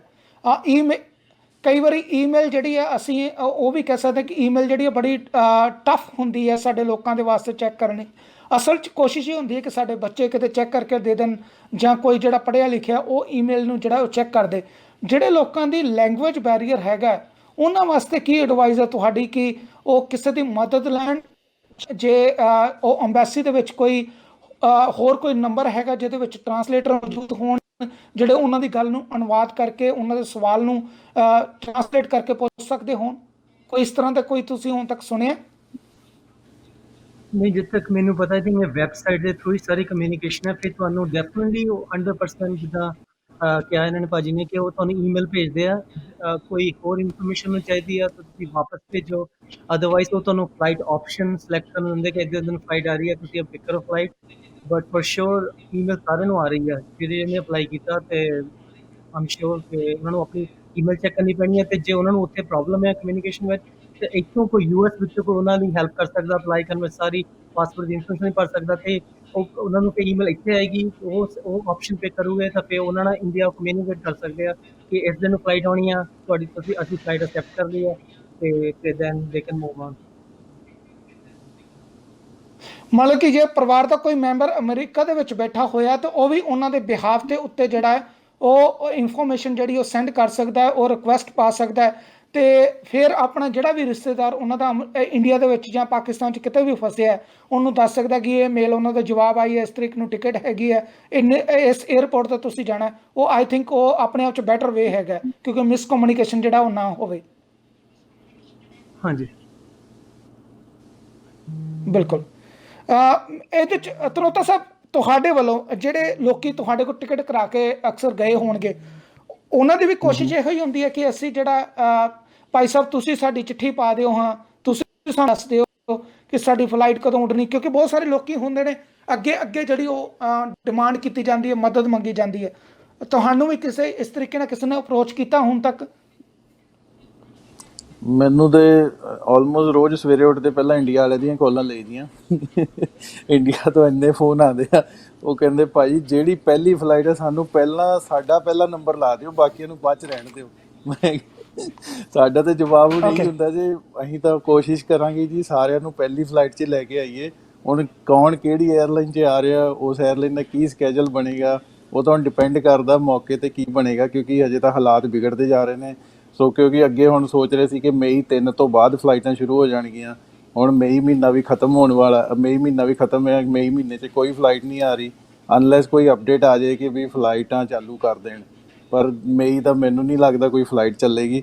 ਸੋ ਮੈਂ ਮੋਸਟਲੀ ਆਪਣੇ ਪੈਸੇਂਜਰਸ ਨੂੰ ਇਹੀ ਸੁਜੈਸਟ ਕਰ ਰਿਹਾ ਕਿ ਤੁਸੀਂ ਜੂਨ ਦਾ ਮਹੀਨਾ ਫੜ ਕੇ ਚੱਲੋ। ਮਈ ਦੇ ਵਿੱਚ ਦੇਅਰ ਇਜ਼ ਓਨਲੀ 10% ਚਾਂਸ ਹੈ ਕਿ ਜੇ ਕੋਈ ਫਲਾਈਟ ਆਪਰੇਟ ਹੋਏਗੀ। ਅਤੇ ਮੈਨੂੰ ਹੁਣੇ 2 ਘੰਟੇ ਪਹਿਲਾਂ ਇੱਕ ਫੋਨ ਆਇਆ ਸੀ ਵੈਨਕੂਵਰ ਤੋਂ, ਉਹ ਬੰਦੇ ਦੇ ਫਾਦਰ ਦੀ ਡੈਥ ਹੋ ਗਈ ਇੰਡੀਆ। ਉਹਨੇ ਉੱਥੇ ਇੰਡੀਅਨ ਅੰਬੈਸੀ ਨੂੰ ਵੀ ਕਾਲ ਕੀਤਾ ਵੈਨਕੂਵਰ ਕਿ ਜੀ ਮੈਂ ਕਿਸੇ ਤਰੀਕੇ ਨਾਲ ਇੰਡੀਆ ਚੱਲ ਜਾਵਾਂ, ਅਤੇ ਮੈਨੂੰ ਵੀ ਫੋਨ ਆਇਆ ਭਾਜੀ ਕਿਸੇ ਤਰੀਕੇ ਨਾਲ ਇੰਡੀਆ ਪਹੁੰਚਾ ਦਿਓ। ਮੈਂ ਕਿਹਾ ਭਾਜੀ ਫਲਾਈਟ ਹੀ ਕੋਈ ਨਹੀਂ ਹੈਗੀ ਅਤੇ ਜਾਓਗੇ ਕਿੱਦਾਂ ਤੁਸੀਂ? ਮਜਬੂਰੀ ਤਾਂ ਹੈਗੀ ਉਹਦੀ, ਹੁਣ ਜਦ ਫਲਾਈਟ ਹੀ ਨਹੀਂ ਕੋਈ ਆਪਰੇਟ ਕਰ ਰਹੀ। ਜਿਹੜਾ ਬੰਦਾ ਜਿੱਥੇ ਫਸਿਆ ਆ ਉੱਥੇ ਫਸਿਆ ਆ, ਅਤੇ ਇਸ ਵੇਲੇ ਆਪਸ਼ਨ ਕੋਈ ਨਹੀਂ ਹੈਗਾ ਕਿਸੇ ਕੋਲ ਵੀ। ਬੈਸਟ ਵੇ ਇਸ ਕੇ ਵੇਟ ਐਂਡ ਵਾਚ, ਅਤੇ ਘਰੇ ਬੈਠ ਕੇ ਸੇਫ ਰਹੋ। ਮੈਂ ਤਾਂ ਇਹੀ ਸੁਜੈਸਟ ਕਰਾਂਗਾ ਸਾਰਿਆਂ ਨੂੰ। ਨਹੀਂ, ਇਹ ਬੜਾ ਅਨਫੋਰਚੂਨੇਟ ਟਾਈਮ ਹੈਗਾ ਕਿ ਕਈ ਵਾਰੀ ਬਹੁਤ ਜ਼ਿਆਦੀਆਂ ਮਜਬੂਰੀਆਂ ਵੀ ਹੁੰਦੀਆਂ ਨੇ ਕਿ ਅਸੀਂ ਜਿਹੜਾ ਆਪਣੇ ਜਿਹੜੇ ਵੀ ਸਾਡੇ ਕਲੋਜ਼ ਵਨ ਹੈਗੇ ਨੇ ਉਹਨਾਂ ਦੇ ਲਾਸਟ ਰਾਈਟ ਦੇ ਵਿੱਚ ਜਾ ਕੇ ਪਾਰਟਿਸਿਪੇਟ ਕਰ ਸਕੀਏ, ਪਰ ਕੀ ਕੀਤਾ ਜਾਵੇ ਕਿਉਂਕਿ ਮਾਹੌਲ ਉਸ ਤਰੀਕੇ ਦਾ ਹੈਗਾ। ਕੁਦਰਤੀ ਇਸ ਖੇਡ ਗਾੜੀ ਤੁਹਾਡੀ ਕੋਈ ਜਿਹੜੀ ਆ ਕੋਈ ਨਹੀਂ ਚੱਲਦੀ, ਤੁਹਾਨੂੰ ਉਹ ਚੀਜ਼ਾਂ ਜਿਹੜੀਆਂ ਨੇ ਉਹ ਬਿਲਕੁਲ ਮੰਨਣੀਆਂ ਪੈਣੀਆਂ ਨੇ। ਸਾਡੇ ਨਾਲ ਸਰਦਾਰ ਲਖਵਿੰਦਰ ਸਿੰਘ ਜੀ ਇੱਥੇ ਹੈਗੇ ਨੇ, ਇਹ ਪਿਛਲੇ ਦਿਨਾਂ ਦੇ ਵਿੱਚ ਟਰੈਵਲ ਕਰਨ ਦਾ ਇਹਨਾਂ ਨੂੰ ਜਿਹੜਾ ਇੱਕ ਐਕਸਪੀਰੀਅੰਸ ਮਿਲਿਆ। ਲਖਵਿੰਦਰ ਸਿੰਘ ਜੀ, ਬਹੁਤ ਬਹੁਤ ਤੁਹਾਡਾ ਸਵਾਗਤ ਹੈ ਜੀ। हाँ जी, थैंक यू जी। ਲਖਵਿੰਦਰ, ਆਪਣੀ ਅਗਰ ਜਰਨੀ ਤੇ ਤੁਸੀਂ ਸਾਡੇ ਨਾਲ ਥੋੜੀ ਜਿਹੀ ਐਕਸਪੀਰੀਅੰਸ ਸ਼ੇਅਰ ਕਰੋ, ਕਿਸ ਤਰੀਕੇ ਦਾ ਮਾਹੌਲ ਸੀ, ਕਿਸ ਤਰੀਕੇ ਨਾਲ ਤੁਹਾਨੂੰ ਉੱਥੇ ਜਿਹੜਾ ਐਕਸਪੀਰੀਅੰਸ ਮਿਲਿਆ। ਜਿਹੜਾ ਉਹ ਸਾਰੇ ਕਹਿ ਰਹੇ ਕਿ ਨਹੀਂ ਆਉਂਦੀਆਂ ਜਾਂ ਆਉਂਦੀਆਂ ਹੈਗੀਆਂ, ਉਹ ਭਰੀ ਸੀਗੀ। ਮੇਰੇ ਫਰੈਂਡ ਨੇ ਵੀ, ਅਸੀਂ ਇਕੱਠੇ ਨੇ, ਤੇ ਉਹਨੂੰ ਈਮੇਲ ਆ ਗਈ ਸੀ ਪਰ ਮੈਨੂੰ ਨਹੀਂ ਆਈ ਸੀਗੀ। ਫਿਰ ਮੈਂ ਉੱਥੇ ਵੈਬਸਾਈਟ 'ਤੇ ਜਾ ਕੇ ਦੁਬਾਰਾ ਰਜਿਸਟਰ ਕੀਤਾ ਤੇ ਫਿਰ ਮੈਨੂੰ ਈਮੇਲ ਆਈ ਉਹਨਾਂ ਦੀ ਕਿ ਜੇ ਤੁਸੀਂ ਵਾਪਸ ਜਾਣਾ ਚਾਹੁੰਦੇ ਹੋ, ਇਟਸ ਟਾਈਮ ਟੂ ਐਕਟ, ਤੇ ਤੁਸੀਂ ਉਹ ਈਮੇਲ ਰਿਪਲਾਈ ਕਰੋ। ਫਿਰ ਮੈਂ ਈਮੇਲ ਦਾ ਰਿਪਲਾਈ ਜਾ ਕੇ ਸੰਡੇ ਨੂੰ ਮੈਨੂੰ ਈਮੇਲ ਆਈ ਤੇ ਮੰਡੇ ਤੱਕ ਦਾ ਟਾਈਮ ਸੀਗਾ। ਜਦੋਂ ਮੈਂ ਸੰਡੇ ਰਾਤ ਨੂੰ ਕੀਤੀ ਤਾਂ ਈਮੇਲ ਕ੍ਰੈਸ਼ ਹੋ ਗਈ, ਉਹ ਤਾਂ ਈਮੇਲ ਨਹੀਂ ਜਾ ਰਹੀਆਂ ਉਹਨਾਂ ਨੂੰ, ਤੇ ਉਹਦੇ ਕਰਕੇ ਫਿਰ ਮੇਰੀ ਈਮੇਲ ਨਹੀਂ ਜਾ ਸਕੀ। ਜਿਨ੍ਹਾਂ ਨੇ ਈਮੇਲ ਪਹਿਲਾਂ ਕਰਤੀ ਉਹਨਾਂ ਦੁਆਰਾ ਉਹਨਾਂ ਦੀ ਈਮੇਲ ਆ ਗਈ ਤੇ ਉਹਨਾਂ ਦੀ ਫਲਾਈਟ ਡਿਟੇਲਸ ਆ ਗਈ, ਮੇਰੀ ਨਹੀਂ ਆਈ। ਉਸ ਤੋਂ ਬਾਅਦ ਫਿਰ ਮੈਂ ਥਰਡ ਟਾਈਮ ਫਿਰ ਭਰ ਜਾ ਕੇ ਉੱਤੇ ਵੈਬਸਾਈਟ ਦੇ ਉੱਤੇ ਆਪਣਾ ਐਕਸ਼ਨ ਫਿਰ ਭਰੀ। ਫਿਰ ਮੈਨੂੰ ਉਹਨਾਂ ਨੇ ਮਾਰਚ 7 ਨੂੰ ਮੈਨੂੰ ਈਮੇਲ ਆਈ ਉਹਨਾਂ ਦੀ ਕਿ ਮਾਰਚ 10 ਤਰੀਕ ਨੂੰ ਤੁਸੀਂ ਜਲੰਧਰ ਪਹੁੰਚ ਜਾਓ, ਜਲੰਧਰ ਤੋਂ ਬੱਸ ਜਾਣੀ ਹੈ। ਤੇ ਨਾਲ ਉਹਨਾਂ ਨੇ ਕਰਫਿਊ ਪਾਸ ਭੇਜਿਆ ਮੈਨੂੰ ਬਕਾਇਦਾ ਜਲੰਧਰ ਤੱਕ ਜਾਣ ਦਾ। ਓਕੇ। ਤੇ ਉਦੋਂ ਬਾਅਦ ਫਿਰ ਉਹ US ਐਮਬੈਸੀ ਜਿਹੜੇ ਦਿੱਲੀ ਤੋਂ ਇਹਨਾਂ ਬਕਾਇਦਾ 2 ਜਣੇ ਆਉਂਦੇ ਨੇ, ਦੁਬਾਰਾ ਤੁਹਾਨੂੰ ਲੈ ਕੇ ਜਾਂਦੇ ਨੇ, ਚੈਕਿੰਗ ਬੱਸ 'ਚ ਬਿਠਾ ਕੇ ਤੇ ਦਿੱਲੀ ਤੱਕ ਲੈ ਕੇ ਜਾਂਦੇ ਨੇ। ਮਾਲ 11 ਦੀ ਮੇਰੀ ਦਿੱਲੀ ਤੋਂ ਫਰਾਂਕਫਰਟ ਤੱਕ ਦੀ ਟਿਕਟ ਸੀਗੀ। ਤੇ ਬਾਕੀ ਏਅਰਪੋਰਟ ਤੇ ਕੋਈ ਨਹੀਂ ਸੀਗਾ, ਬੱਸਾਂ ਗਈਆਂ ਉੱਥੇ, ਉਹਨਾਂ ਨੇ ਏਅਰਪੋਰਟ ਖੋਲ੍ਹਿਆ ਦੁਬਾਰਾ। ਤੇ ਕੋਈ ਲੋਕੀ ਫਿਰ ਜਿਹੜੇ ਚੇਨਈ ਤੋਂ, ਮੁੰਬਈ ਤੋਂ ਕੋਈ ਟਰੈਵਲ ਕਰਕੇ ਆਏ, ਕੋਈ ਬੱਸ 'ਚ ਆਏ ਨੇ, ਤੇ ਉਹ ਵੀ ਫਿਰ ਕਰਕੇ ਤੇ ਉਹਨਾਂ ਨੇ ਸਾਨੂੰ ਬਿਠਾਇਆ। ਤੇ ਏਅਰਪੋਰਟ ਸਭ ਕੁਝ ਬੰਦ ਸੀਗਾ ਉੱਥੇ। ਉਹਨਾਂ ਨੇ ਪਹਿਲਾਂ ਹੀ ਤੁਹਾਨੂੰ ਕਿਹਾ ਸੀਗਾ ਆਪਣਾ ਵਾਟਰ ਬਾਟਲ ਜਾਂ ਫੂਡ ਆਪਣਾ ਲੈ ਕੇ ਜਾਓ, ਏਅਰਪੋਰਟ ਤੇ ਤੁਹਾਨੂੰ ਕੁਝ ਨਹੀਂ ਮਿਲਣਾ। ਤੇ ਉੱਥੋਂ ਫਿਰ ਪਰ ਉਦੋਂ ਤੋਂ ਬਾਅਦ ਤੁਸੀਂ ਬੈਠ ਜਾਂਦੇ ਹੋ ਪਲੇਨ ਦੇ ਵਿੱਚ, ਠੀਕ ਹੈ, ਬਹੁਤ ਵਧੀਆ ਉਹਨਾਂ ਨੇ ਟੇਕ ਕੇਅਰ ਕੀਤੀ ਆ ਉੱਥੇ। US ਜਿਹੜੇ ਦਿੱਲੀ ਐਮਬੈਸੀ ਵਾਲੇ ਹੁੰਦੇ ਨੇ ਬਹੁਤ ਵਧੀਆ ਤੁਹਾਡੇ ਨਾਲ ਟੇਕ ਕੇਅਰ ਕਰਦੇ ਨੇ, ਤੁਹਾਨੂੰ ਹੈਲਪ ਕਰਦੇ ਨੇ। ਜਿੱਦਾਂ ਕਿਸੇ ਨਾਲ ਬੱਚੇ ਸੀਗੇ, ਕੋਈ ਬਜ਼ੁਰਗ ਸੀਗੇ, ਸਾਰਿਆਂ ਦੀ ਉਹ ਹੈਲਪ ਕਰਦੇ ਨੇ ਤੇ ਵਧੀਆ ਤਰੀਕੇ ਨਾਲ ਤੁਹਾਨੂੰ ਪਲੇਨ ਤੇ ਬਿਠਾ ਕੇ ਸਾਰਾ ਕੁਝ ਕਰਦੇ ਨੇ। ਤੇ ਬਹੁਤ ਵਧੀਆ ਸੀ, ਨਾਟ ਬੈਡ। ਬਟ ਪ੍ਰੋਬਲਮ ਉਹੀ ਆ ਰਹੀ, ਈਮੇਲ ਦੀ ਆ ਰਹੀ ਪ੍ਰੋਬਲਮ ਉੱਥੇ ਕਈਆਂ ਨੂੰ, ਤੇ ਕਈਆਂ ਨੂੰ ਆ ਰਹੀ, ਕਈਆਂ ਨੂੰ ਨਹੀਂ ਆ ਰਹੀ। ਹੁਣ ਜਦ ਮੇਰੇ ਨਾਲ ਮੇਰਾ ਇੱਕ ਹੋਰ ਫਰੈਂਡ ਸੀ, ਉਹਨੇ ਵੀ ਭਰਿਆ ਸੀਗਾ, ਉਹਦੀ ਹਜੇ ਤੱਕ ਈਮੇਲ ਨਹੀਂ ਉਹਨੂੰ ਆਈ ਹੈਗੀ। ਉਹ ਸਟਿਲ ਵੇਟ ਆ ਜੇ ਕਿ ਉਹਨੂੰ ਈਮੇਲ ਆਏ ਤੇ ਉਹ ਵਾਪਸ ਜਾਵੇ।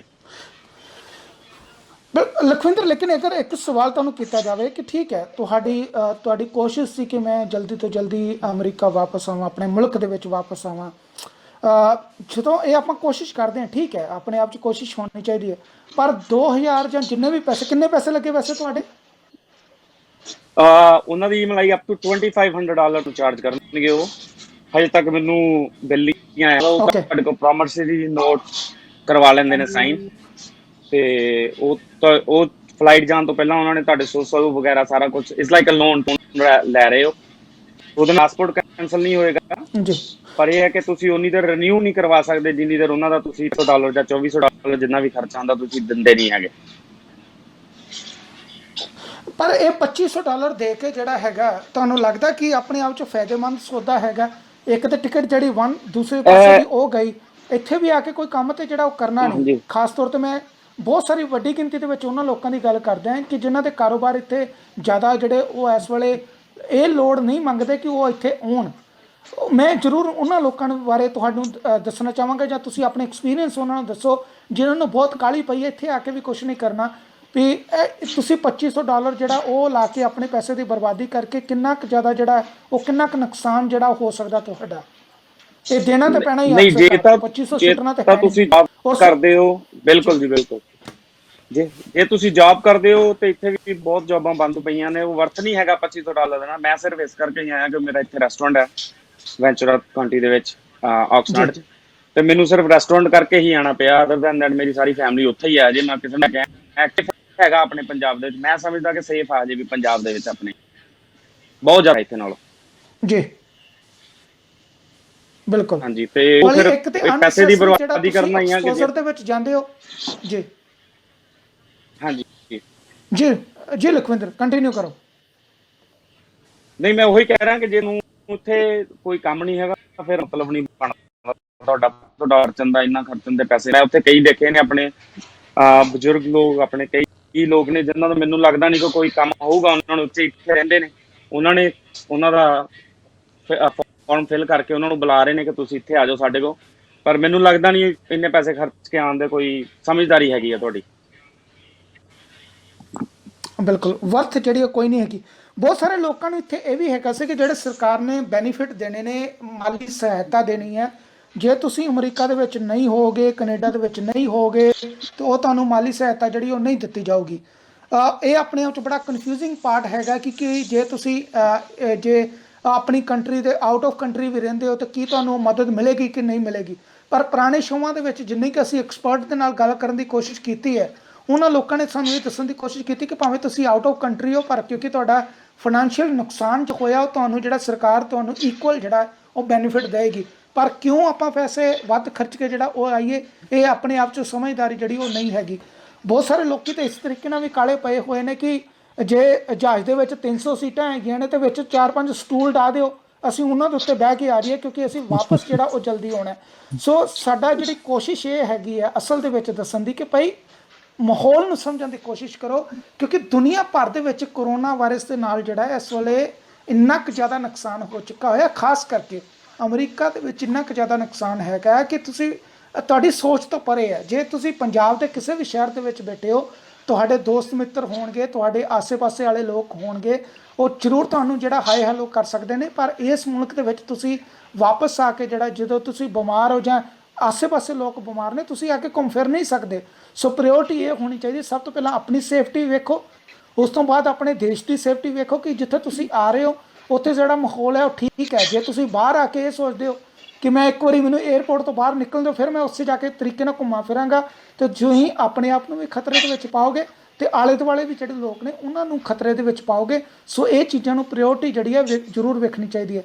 ਧਨੋਤਾ ਜੀ ਤੁਸੀਂ ਅਗਰ ਦੱਸੋ, ਜਿਸ ਤਰ੍ਹਾਂ ਲਖਵਿੰਦਰ ਦੀ ਤੁਸੀਂ ਗੱਲ ਸੁਣੀ ਹੈ, ਬੜੀ ਸੋਹਣੀ ਗੱਲ ਕੀਤੀ ਹੈ ਕਿ ਜੇ ਤੁਹਾਡੀ ਇੱਥੇ ਕੋਈ ਜ਼ਿਆਦਾ ਲੋੜ ਨਹੀਂ ਹੈਗੀ, ਤੁਹਾਡਾ ਕਾਰੋਬਾਰ ਤੁਹਾਨੂੰ ਇੱਥੇ ਨਹੀਂ ਲੋੜੀਂਦਾ ਜਾਂ ਤੁਹਾਨੂੰ ਬਹੁਤ ਕੋਈ ਵੱਡੀ ਐਮਰਜੈਂਸੀ ਨਹੀਂ ਹੈਗੀ, ਤਾਂ ਜਿੱਥੇ ਤੁਸੀਂ ਸੈਟਲ ਹੋ ਉੱਥੇ ਸੈਟਲ ਰਹੋ। ਤੁਹਾਨੂੰ ਲੋੜ ਨਹੀਂ ਹੈ ਕਿ $25,000 ਬਰਬਾਦ ਕਰਕੇ ਤੁਸੀਂ ਭੱਜੇ ਆਓ ਅਤੇ ਇੱਥੇ ਆ ਕੇ ਕਰੋ ਵੀ ਕੁਛ ਨਾ। ਤੁਸੀਂ ਆਪਣੇ ਵੱਲੋਂ ਕੀ ਸਲਾਹ ਦਿਓਗੇ? ਹਾਂਜੀ, ਮੇਰੀ ਵੀ ਸਲਾਹ ਸੇਮ ਹੀ ਆ ਕਿ ਜੇ ਤੁਹਾਡੀ ਇੱਥੇ ਕੋਈ ਜੌਬ ਆ, ਕੋਈ ਅਰਜੈਂਟ ਕੰਮ ਆ, ਤੁਹਾਨੂੰ ਅਰਜੈਂਟ ਦਾ ਕੰਮ ਕੀ ਹੋ ਸਕਦਾ, ਕਿਉਂਕਿ ਇਸ ਵੇਲੇ ਇਮੀਗ੍ਰੇਸ਼ਨ ਬੰਦ ਪਈ, ਕੋਰਟ ਬੰਦ ਪਏ ਆ, ਗੌਰਮੈਂਟ ਨੇ ਤੁਹਾਨੂੰ 90 ਡੇਜ਼ ਦਾ ਪੀਰੀਅਡ ਦਿੱਤਾ ਆ, ਤੁਸੀਂ ਆਪਣੀ ਮੋਰਟਗੇਜ 90 ਦਿਨ ਲੇਟ ਕਰ ਸਕਦੇ ਹੋ, ਰੈਂਟ ਲੇਟ ਕਰ ਸਕਦੇ ਹੋ। ਸੋ ਬੇਸਿਕਲੀ ਇਹ ਤਾਂ ਹੈ ਨਹੀਂ ਗਾ ਕਿ ਆ ਕੇ ਤੁਸੀਂ ਸਾਰਾ ਕੁਝ ਕਰ ਸਕਦੇ ਹੋ, ਕੁਛ ਨਹੀਂ ਕਰ ਸਕਦਾ ਇੱਥੇ ਆ ਕੇ ਬੰਦਾ। ਜੇ ਤਾਂ ਕਿਸੇ ਦਾ ਕੰਮ ਆ ਜ਼ਰੂਰੀ ਆ, ਜਿੱਦਾਂ ਕੋਈ ਪੋਸਟ ਆਫਿਸ 'ਚ ਜੌਬ ਕਰਦਾ, ਜੇ ਉਹਨੇ ਜ਼ਰੂਰੀ ਆਉਣਾ ਹੈ ਜੀ ਪੋਸਟ ਆਫਿਸ ਦੀ, ਉਹਦੀ ਜੌਬ ਜਾਂਦੀ ਲੱਗੇਗੀ, ਉਹ ਇਹੋ ਜਿਹੀ ਕੰਡੀਸ਼ਨ ਦੇ ਵਿੱਚ ਬੰਦਾ ਚਲੋ ਟਰੈਵਲ ਕਰ ਲੇ। ਬਟ ਅਦਰ ਦੈਨ ਦੈਟ ਕਿ ਜੇ ਕੋਈ ਹੋਰ ਕੰਮ ਕਰ ਰਿਹਾ ਬੰਦਾ ਜਾਂ ਆਪਣਾ ਕੰਮ ਕੋਈ ਕਰ ਰਿਹਾ, ਉਹਦੇ ਵਾਸਤੇ ਤਾਂ ਵਰਥ ਨਹੀਂ ਹੈਗਾ ਇੱਥੇ ਆਉਣਾ ਇਸ ਵੇਲੇ। ਕਿਉਂਕਿ ਇਸ ਵੇਲੇ ਅਸੀਂ ਦੇਖੋ 12 ਮਾਰਚ ਤੋਂ ਬਾਅਦ ਅਸੀਂ ਘਰ ਬੈਠੇ ਹਾਂ। 12 ਮਾਰਚ ਤੋਂ ਲੈ ਕੇ ਹੁਣ ਤੱਕ ਕੰਮ ਟੋਟਲੀ ਸ਼ਟ ਡਾਊਨ ਆ ਅਤੇ ਕੋਈ ਕੰਮ ਨਹੀਂ ਹੋ ਰਿਹਾ। ਖਾਸ ਕਰਕੇ ਨਿਊਯਾਰਕ ਦੇ ਵਿੱਚ ਤਾਂ ਟੋਟਲ ਸ਼ਟ ਡਾਊਨ ਹੋਇਆ ਪਿਆ ਹੈ। ਬਿਲਕੁਲ। ਅਗਰ ਧਨੋਤਾ ਸਾਹਿਬ ਮੈਂ ਜ਼ਰੂਰ ਪੁੱਛਾਂ, ਟੂਰਿਜ਼ਮ ਇੰਡਸਟਰੀ ਜਿਹੜੀ ਹੈ ਸਭ ਤੋਂ ਵੱਧ ਬੈਡ ਅਫੈਕਟਡ ਹੋਏ ਨੇ, ਸਭ ਤੋਂ ਜ਼ਿਆਦਾ ਨੁਕਸਾਨ ਜਿਹੜਾ ਟੂਰਿਜ਼ਮ ਇੰਡਸਟਰੀ ਨੂੰ ਹੋਇਆ, ਜਿਹਦੇ ਵਿੱਚ ਇਹ ਏਅਰਲਾਈਨ ਜਿਹੜੀ ਹੈ ਸਭ ਤੋਂ ਜ਼ਿਆਦਾ ਇਫੈਕਟਿਵ ਹੈ। ਅਤੇ ਤੁਹਾਨੂੰ ਕੀ ਲੱਗਦਾ ਕਿ ਜਿਹੜੇ ਲੋਕ ਇਸ ਇੰਡਸਟਰੀ ਨਾਲ ਜੁੜੇ ਹੋਏ ਨੇ, ਅਗਰ ਤੁਸੀਂ ਉਹ ਤਾਂ ਬੜੇ ਥੋੜ੍ਹਾ ਜਿਹਾ ਸਮਝਾ ਵੀ ਸਕਦੇ ਹੋ ਕਿ ਇਹ ਮਾਰਕੀਟ ਦੇ ਬਾਰੇ ਨਾਲ ਜਿਹੜੇ ਜੁੜੇ ਹੋਏ ਲੋਕ ਨੇ, ਜਿਹੜੇ ਕਿ ਆਪਣੇ ਬਹੁਤ ਸਾਰੇ ਪੰਜਾਬੀ ਇਸ ਕਾਰੋਬਾਰ ਦੇ ਵਿੱਚ ਹੈਗੇ ਨੇ, ਉਹਨਾਂ ਦਾ ਆਉਣ ਵਾਲਾ ਫਿਊਚਰ ਜਿਹੜਾ ਉਹ ਕਿਸ ਤਰੀਕੇ ਦਾ ਹੈਗਾ?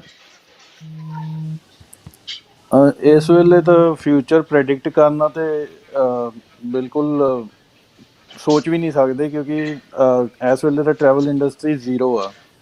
ਜਿਹੜਾ ਕਿ ਜੇ ਸਾਰਾ ਕੁਝ ਠੀਕ ਵੀ ਹੁੰਦਾ ਆ ਅਤੇ ਜੇ ਕੋਈ ਟਰੈਵਲ ਵੀ ਕਰਨਾ ਚਾਹੇਗਾ ਉਹਨੇ ਆਪਣੀ ਲੋੜ ਨੂੰ ਕਰਨਾ ਆ। ਜਿੱਦਾਂ ਹੁਣ ਆਪਾਂ ਅੱਗੇ ਹੁੰਦਾ ਸੀ ਜੀ ਸਾਲ 'ਚ ਇੱਕ ਵਾਰੀ ਇੰਡੀਆ ਜਾ ਆਈਏ, ਚਲੋ ਜੀ ਛੁੱਟੀਆਂ ਹੋ ਗਈਆਂ, ਨਿਆਣਿਆਂ ਨੂੰ ਛੁੱਟੀਆਂ 'ਚ ਜਾ ਆਈਏ, ਨਿਆਣਿਆਂ ਨੂੰ ਲੈ ਕੇ ਜਾ ਆਈਏ। ਤੇ ਕਈ ਲੋਕਾਂ ਨੇ ਤਾਂ ਚਲੋ ਪਰਵਾਹ ਨਹੀਂ ਕਰਨੀ, ਕਈ ਲੋਕਾਂ ਨੇ ਫਿਰ ਵੀ ਡਰਨਾ ਹੈ ਕਿ ਨਾ ਜੀ ਹਜੇ ਸੇਫ ਨਹੀਂ ਹੈਗਾ, ਕੀ ਪਤਾ ਕੁਝ ਹੋ ਨਾ ਜਾਵੇ। ਤੋ ਇਸ ਚੀਜ਼ ਪਿੱਛੇ ਇਹ ਹੈ ਕਿ ਤੁਸੀਂ 50% ਤੁਹਾਡਾ ਲਾਸ ਹੋ ਗਿਆ, 50% ਤੁਸੀਂ ਲਾਸ 'ਚ ਜਾਓਗੇ ਇਸ ਵੇਲੇ ਆਹ ਸਾਲ ਦੇ ਵਿੱਚ। ਨੈਕਸਟ ਈਅਰ ਜਿਹੜਾ ਆ, ਨੈਕਸਟ ਈਅਰ ਥੋੜ੍ਹਾ ਪਿਕਅਪ ਹੋਏਗੀ ਟਰੈਵਲ ਇੰਡਸਟਰੀ। ਪਰ ਜਿਹੜੀ ਦਿਸ ਈਅਰ ਦੀ ਟਰੈਵਲ ਇੰਡਸਟਰੀ ਆ, ਇਹ ਲੋੜ ਦੇ ਮੁਤਾਬਿਕ ਹੀ ਟਰੈਵਲ ਹੋਣ ਵਾਲੀ ਟਰੈਵਲ ਇੰਡਸਟਰੀ ਹੋਏਗੀ। ਜਿੱਦਾਂ ਅੱਗੇ ਕੋਈ ਮੈਕਸੀਕੋ ਜਾ ਜਾਂਦਾ ਸੀ ਘੁੰਮਣ ਫਿਰਨ, ਕੋਈ ਯੂਰਪ ਚੱਲ ਗਿਆ, ਉਹ ਚੀਜ਼ਾਂ ਤੋਂ ਲੋਕਾਂ ਨੇ ਥੋੜ੍ਹਾ ਜਿਹਾ ਡਰਨਾ ਇਸ ਵੇਲੇ ਜਾਣ ਨੂੰ। ਮੋਸਟ ਆਫ ਦਾ ਟਾਈਮ ਲੋਕਾਂ ਨੇ ਅਵੋਇਡ ਹੀ ਕਰਨਾ ਹੈ ਟਰੈਵਲ ਕਰਨਾ। ਪਰ ਕਹਿੰਦੇ ਨੇ ਕਿ ਜਦੋਂ ਮਾਰਕੀਟ ਦੇ ਵਿੱਚ ਕੋਈ ਚੀਜ਼ ਸਸਤੀ ਮਿਲਦੀ ਹੋਵੇ ਤਾਂ ਹਰ ਕੋਈ ਹੁੰਦਾ ਕਿ ਚਲੋ ਠੀਕ ਹੈ ਲੈ ਲੈਂਦੇ ਆ। ਜਿਸ ਤਰ੍ਹਾਂ ਤੁਸੀਂ ਹੁਣੇ ਮੈਨੂੰ ਮੈਂਸ਼ਨ ਕੀਤਾ ਸੀ ਕਿ ਜੂਨ ਦੇ ਵਿੱਚ ਸ਼ਾਇਦ ਜਿਹੜਾ 에ਅਰ ਇੰਡੀਆ ਜਿਹੜੀ ਉਹ ਆਪਣੀ ਬੁਕਿੰਗ ਜਿਹੜੀ ਉਹ ਸ਼ੁਰੂ ਕਰ ਰਹੀ ਹੈ, ਤੇ ਜਿਹੜੀਆਂ ਟਿਕਟ ਪ੍ਰਾਈਸਿਸ ਨੇ ਉਹ ਕੀ ਇਸ ਵੇਲੇ ਘੱਟ ਹੈਗੇ ਨੇ, ਜਾਂ ਜਿਹੜੇ ਆਲਰੇਡੀ ਆਪਾਂ ਜਿਸ ਰੇਟ ਦੇ ਵਿੱਚ ਲੈਂਦੇ ਸੀ ਉਹ ਤੋਂ ਵੱਧ ਕੇ ਜਿਹੜਾ ਇਸ ਵੇਲੇ ਟਿਕਟਾਂ ਜਿਹੜੀਆਂ ਉਹ ਮਿਲ ਰਹੀਆਂ ਨੇ? ਕੀ ਪ੍ਰਾਈਸਿੰਗ ਰੇਂਜ ਕੀ ਇਸ ਵੇਲੇ ਹੈਗੀ ਵੈਸੇ ਜਿਹੜੀ? ਇਸ ਵੇਲੇ ਪ੍ਰਾਈਸਿੰਗ ਰੇਂਜ ਕੋਈ ਨਹੀਂ ਰੱਖੀ ਹੈਗੀ। ਸੋ ਰੈਗੂਲਰ ਪ੍ਰਾਈਸ 'ਤੇ ਆ, ਜਿੱਦਾਂ ਆਪਾਂ ਅੱਗੇ 1200 ਦੀ ਐਵਰੇਜ ਟਿਕਟਾਂ ਹੋ ਗਈਆਂ ਸੀਗੀਆਂ, ਉਹਦੇ ਹਿਸਾਬ ਨਾਲ ਹੀ 1000 ਤੋਂ 1200 ਦੇ ਵਿੱਚ ਰਾਊਂਡ ਟ੍ਰਿਪ ਟਿਕਟ ਦਾ ਰੇਟ ਆ। ਜਿਹੜਾ ਉਹ 800-900 ਵਾਲਾ ਰੇਟ ਹੁੰਦਾ ਸੀ, ਜਾਂ 600 ਵਾਲੀ ਚਾਈਨਾ ਮਿਲ ਜਾਂਦੀ ਸੀ, 500 ਦੀ ਚਾਈਨਾ ਮਿਲ ਜਾਂਦੀ ਸੀ, ਉਹ ਵਾਲੀਆਂ ਟਿਕਟਾਂ ਤਾਂ ਮੁਸ਼ਕਿਲ ਹੀ ਆਉਣੀਆਂ, ਕਿਉਂਕਿ ਉਹ ਚਾਈਨਾ ਕਰਕੇ ਬਾਕੀ ਕੰਪੀਟ ਕਰਦੀਆਂ ਸੀਗੀਆਂ 에ਅਰਲਾਈਨ। ਹੁਣ ਚਾਈਨਾ ਦੇ ਵਿੱਚ ਤਾਂ ਕਿਸੇ ਨੇ ਜਾਣਾ ਨਹੀਂ ਡਰਦੇ, ਅਤੇ ਚਾਈਨਾ ਦਾ ਤੇ ਮੈਂ ਦੇਖ ਰਿਹਾ ਚਾਈਨਾ ਦੀ ਫਲਾਈਟਸ ਤਾਂ ਇਸ ਸਾਲ ਦੇ ਦਸੰਬਰ ਤੱਕ ਵੀ ਚਾਈਨਾ ਦੀ ਫਲਾਈਟਸ ਸਿਸਟਮ 'ਚ ਨਹੀਂ ਦਿਖਾ ਰਿਹਾ। ਸੋ ਬੇਸਿਕਲੀ ਮੈਨੂੰ ਲੱਗਦਾ ਕਿ ਚਾਈਨੀਜ਼ ਫਲਾਈਟ ਦੇ ਆਪਰੇਸ਼ਨਸ ਜਿਹੜੇ ਆ ਸ਼ਾਇਦ ਸਟਾਪ ਹੋ ਜਾਣ, ਸ਼ਾਇਦ ਲਿਮਿਟਡ ਹੋ ਜਾਣ, ਹਜੇ ਕੋਈ ਪਤਾ ਨਹੀਂ ਕੀ ਹੋਏਗਾ, ਕੋਈ ਪ੍ਰੈਡਿਕਸ਼ਨ ਨਹੀਂ ਕੀਤਾ ਜਾ ਸਕਦਾ। ਪਰ 에ਅਰਲਾਈਨ ਦੀ ਸੇਲ ਦਾ ਜਿੱਥੇ ਤੱਕ ਸਵਾਲ ਹੈ, 에ਅਰਲਾਈਨ ਦਾ ਇਸ ਵੇਲੇ ਕੋਈ ਵੀ ਸੇਲ ਦਾ ਆਪਣਾ ਪ੍ਰੋਗਰਾਮ ਨਹੀਂ ਹੈਗਾ, ਕਿਉਂਕਿ ਐਮੀਰੇਟਸ 에ਅਰਲਾਈਨ ਜਿਹੜੀ ਆ ਉਹ ਜੂਨ, ਜੁਲਾਈ, ਅਗਸਤ ਉਹਦੇ ਵਿੱਚ ਵੀ ਉਹਨਾਂ ਨੇ ਆਪਣਾ ਸਕੈਜੂਲ ਨਹੀਂ ਦਿੱਤਾ ਹੋਇਆ। ਐਮੀਰੇਟਸ 에ਅਰਲਾਈਨ ਵੀ ਆਪਣਾ ਸਕੈਜੂਲ ਆਫ ਕਰਕੇ ਬੈਠੀ ਆ, ਕਿਉਂਕਿ ਉਹਨਾਂ ਨੇ ਵੀ ਡਿਕਲੇਅਰ ਕੀਤਾ ਸੀ ਅੰਟਿਲ ਫਰਦਰ ਨੋਟਿਸ ਉਹਨਾਂ ਦੀ ਫਲਾਈਟ ਦੇ ਆਪਰੇਸ਼ਨਸ ਕਦੋਂ ਸ਼ੁਰੂ ਹੋਣਗੇ ਅਜੇ ਕਿਸੇ ਨੂੰ ਨਹੀਂ ਪਤਾ।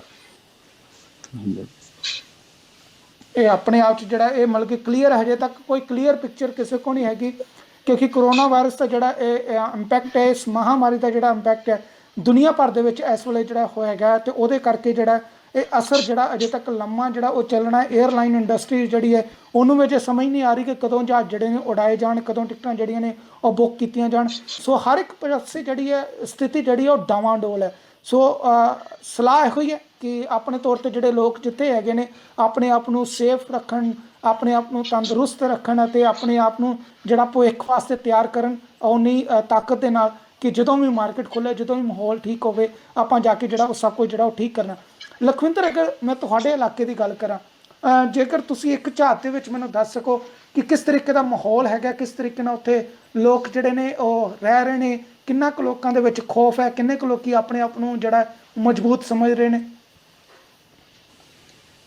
ਦੇਖੋ, ਜਿੰਨੀ ਦੇਰ ਮੈਂ ਉੱਥੇ ਸੀਗਾ, ਆਪਣੇ ਸਾਰੇ ਪਿੰਡਾਂ ਦੇ ਵਿੱਚ ਸਾਰਿਆਂ ਨੇ ਲਾਈਕ ਆਪਣੇ ਜਿਹੜੇ ਐਂਟਰੈਂਸ ਹੁੰਦੇ ਨੇ ਪਿੰਡਾਂ ਦੇ ਬੰਦ ਕਰਨੇ ਸ਼ੁਰੂ ਕਰ ਦਿੱਤੇ ਸੀਗੇ, ਤੇ ਵਿੱਚ ਕਈਆਂ ਦੇ ਵਿੱਚ ਖੌਫ ਵੀ ਸੀਗਾ, ਬਟ ਕਈ ਤੁਹਾਨੂੰ ਪਤਾ ਅੱਜ ਕੱਲ੍ਹ ਲੋਕੀ ਸੁਣਦੇ ਵੀ ਨਹੀਂ ਹੈਗੇ, ਕਈ ਨਹੀਂ ਸੁਣਦੇ ਆ, ਕਈ ਜਾਂਦੇ, ਕਈਆਂ ਨੂੰ ਪਰਵਾਹ ਨਹੀਂ ਹੈਗੀ। ਪਰ ਬਹੁਤ ਸਾਰੇ ਪਿੰਡਾਂ ਨੇ ਵਧੀਆ ਕੀਤਾ ਸੀ, ਪਿੰਡਾਂ ਦੇ ਵਿੱਚ ਉਹਨਾਂ ਨੇ ਐਂਟਰੈਂਸ ਬੰਦ ਕਰ ਦਿੱਤੇ ਸੀ, ਬਾਹਰੋਂ ਆਉਣਾ ਬੰਦਾ ਬੰਦ ਕਰਵਾ ਦਿੱਤਾ ਸੀ ਉਹਨਾਂ ਨੇ, ਤੇ ਬਹੁਤ ਸਾਰੇ ਲੋਕੀ ਵਧੀਆ ਉਹਨਾਂ ਦਾ ਸਾਥ ਦੇ ਰਹੇ ਨੇ। ਤੇ ਤੁਹਾਡੀ ਲਖਵਿੰਦਰ, ਤੁਹਾਡੀ ਇੰਡਸਟਰੀ ਦਾ ਕੀ ਹਾਲ ਹੈ? ਕਿਉਂਕਿ 에ਅਰਲਾਈਨ ਤੋਂ ਬਾਅਦ ਜੇ ਅਗਰ ਗੱਲ ਕਰੀਏ ਤਾਂ ਰੈਸਟੋਰੈਂਟ ਇੰਡਸਟਰੀ ਇੱਕ ਇਹੋ ਜਿਹੀ ਹੈਗੀ ਹੈ ਜਿਹਨੂੰ ਸਭ ਤੋਂ ਵੱਡਾ ਜਿਹੜਾ ਉਹ ਧੱਕਾ ਲੱਗਾ ਹੈ। ਸਾਡੇ ਕੋਲ ਜਿੱਥੋਂ ਤੱਕ ਖਬਰਾਂ ਹੈਗੀਆਂ ਸਨ ਕਿ ਲਗਭਗ ਜੇ 50 ਕਿਸੇ ਦੇ ਰੈਸਟੋਰੈਂਟ ਹੈਗੇ ਨੇ ਤੇ 25 ਸ਼ਟਰ ਖੋਲਣਗੇ, 25 ਤਾਂ ਉੱਤੇ ਉਤਰਾ ਹੀ ਬੰਦ ਰਹਿਣਗੇ, ਕਿਉਂਕਿ ਇੱਕ ਤਾਂ ਨੁਕਸਾਨ ਏਡਾ ਵੱਡਾ ਹੋ ਗਿਆ, ਔਰ ਦੂਸਰੇ ਤੌਰ 'ਤੇ ਫਾਈਨੈਂਸ਼ੀਅਲੀ ਸਪੋਰਟ ਏਡੀ ਵੱਡੀ ਜਿਹੜੀ ਹੈ ਉਹ ਸ਼ਾਇਦ ਨਹੀਂ ਮਿਲੇਗੀ। ਤੇ ਤੁਹਾਡਾ ਕੀ ਕਹਿਣਾ ਇਹਦੇ ਉੱਤੇ? ਤੁਹਾਡੀ ਇੰਡਸਟਰੀ ਕਿੰਨੀ ਕੁ ਜ਼ਿਆਦਾ ਇਹਦੇ ਨਾਲ ਜਿਹੜੀ ਹੈ ਉਹ ਹਿੱਲੀ ਹੋਈ ਹੈ? ਬਹੁਤ ਜ਼ਿਆਦਾ ਫਰਕ ਪਿਆ ਆ। ਹੁਣ ਸਾਡਾ ਜਿੱਥੇ ਰੈਸਟੋਰੈਂਟ ਹੈਗਾ ਉਸ ਪਲਾਜ਼ੇ ਦੇ ਵਿੱਚ ਮੋਸਟਲੀ ਜਿਹੜੇ ਛੋਟੇ ਰੈਸਟੋਰੈਂਟ ਸਾਰੇ ਬੰਦ ਹੋ ਚੁੱਕੇ ਨੇ, ਤੇ 2-3 ਰੈਸਟੋਰੈਂਟ ਇੰਕਲੂਡਿੰਗ ਸਾਡਾ ਰੈਸਟੋਰੈਂਟ ਖੁੱਲਾ ਆ, ਤੇ ਫਰਕ ਤਾਂ ਪਿਆ 20-25%, 30% ਵੀ ਡਿਪੈਂਡ ਕਰਦਾ। ਵੀਕ ਵਿੱਚ ਬਹੁਤ ਸਲੋ ਹੁੰਦਾ, ਵੀਕਐਂਡ ਤੇ ਥੋੜਾ ਹੁੰਦਾ ਹੈਗਾ ਬਿਜ਼ਨਸ। ਪਰ ਚੱਕਰ ਇਹ ਕਿ ਜੇ ਤੁਸੀਂ ਹੁਣ ਨਹੀਂ ਖੋਲਦੇ, ਤੁਹਾਨੂੰ ਰੈਂਟ ਵੀ ਲੈਂਡਲੋਡ, ਕਈ ਲੈਂਡਲੋਡ ਹੈਗੇ ਨੇ, ਕਈ ਲੈਂਡਲੋਡ ਤੁਹਾਨੂੰ ਮਾਫ ਕਰ ਰਹੇ ਨੇ ਰੈਂਟ, ਕਈ ਹਾਫ ਮੰਗ ਰਹੇ ਨੇ ਰੈਂਟ, ਤੇ ਉਹਦੇ ਵਿੱਚ ਲੱਗ ਰਿਹਾ ਤੁਹਾਡਾ ਜਿੱਦਾਂ ਹੁਣ ਸਾਡੇ ਨਾਲ ਬਿਜ਼ਨਸ ਠੀਕ ਹੋ ਰਿਹਾ ਹੈ ਕਿ ਚਲੋ ਆਪਣਾ ਐਟਲੀਸਟ ਖਰਚੇ ਪੂਰੇ ਕਰ ਰਿਹਾ, EMPLOYEES ਰੱਖੇ ਨੇ, ਮੋਸਟਲੀ ਫੈਮਿਲੀ ਨੇ ਤੇ ਉਹਨਾਂ ਦੇ ਖਰਚੇ ਨਿਕਲ ਰਹੇ ਨੇ, ਤੇ ਉਹਦੇ ਕਰਕੇ ਹੀ ਅਸੀਂ ਖੁੱਲਾ ਰੱਖਿਆ ਹੈਗਾ ਰੈਸਟੋਰੈਂਟ।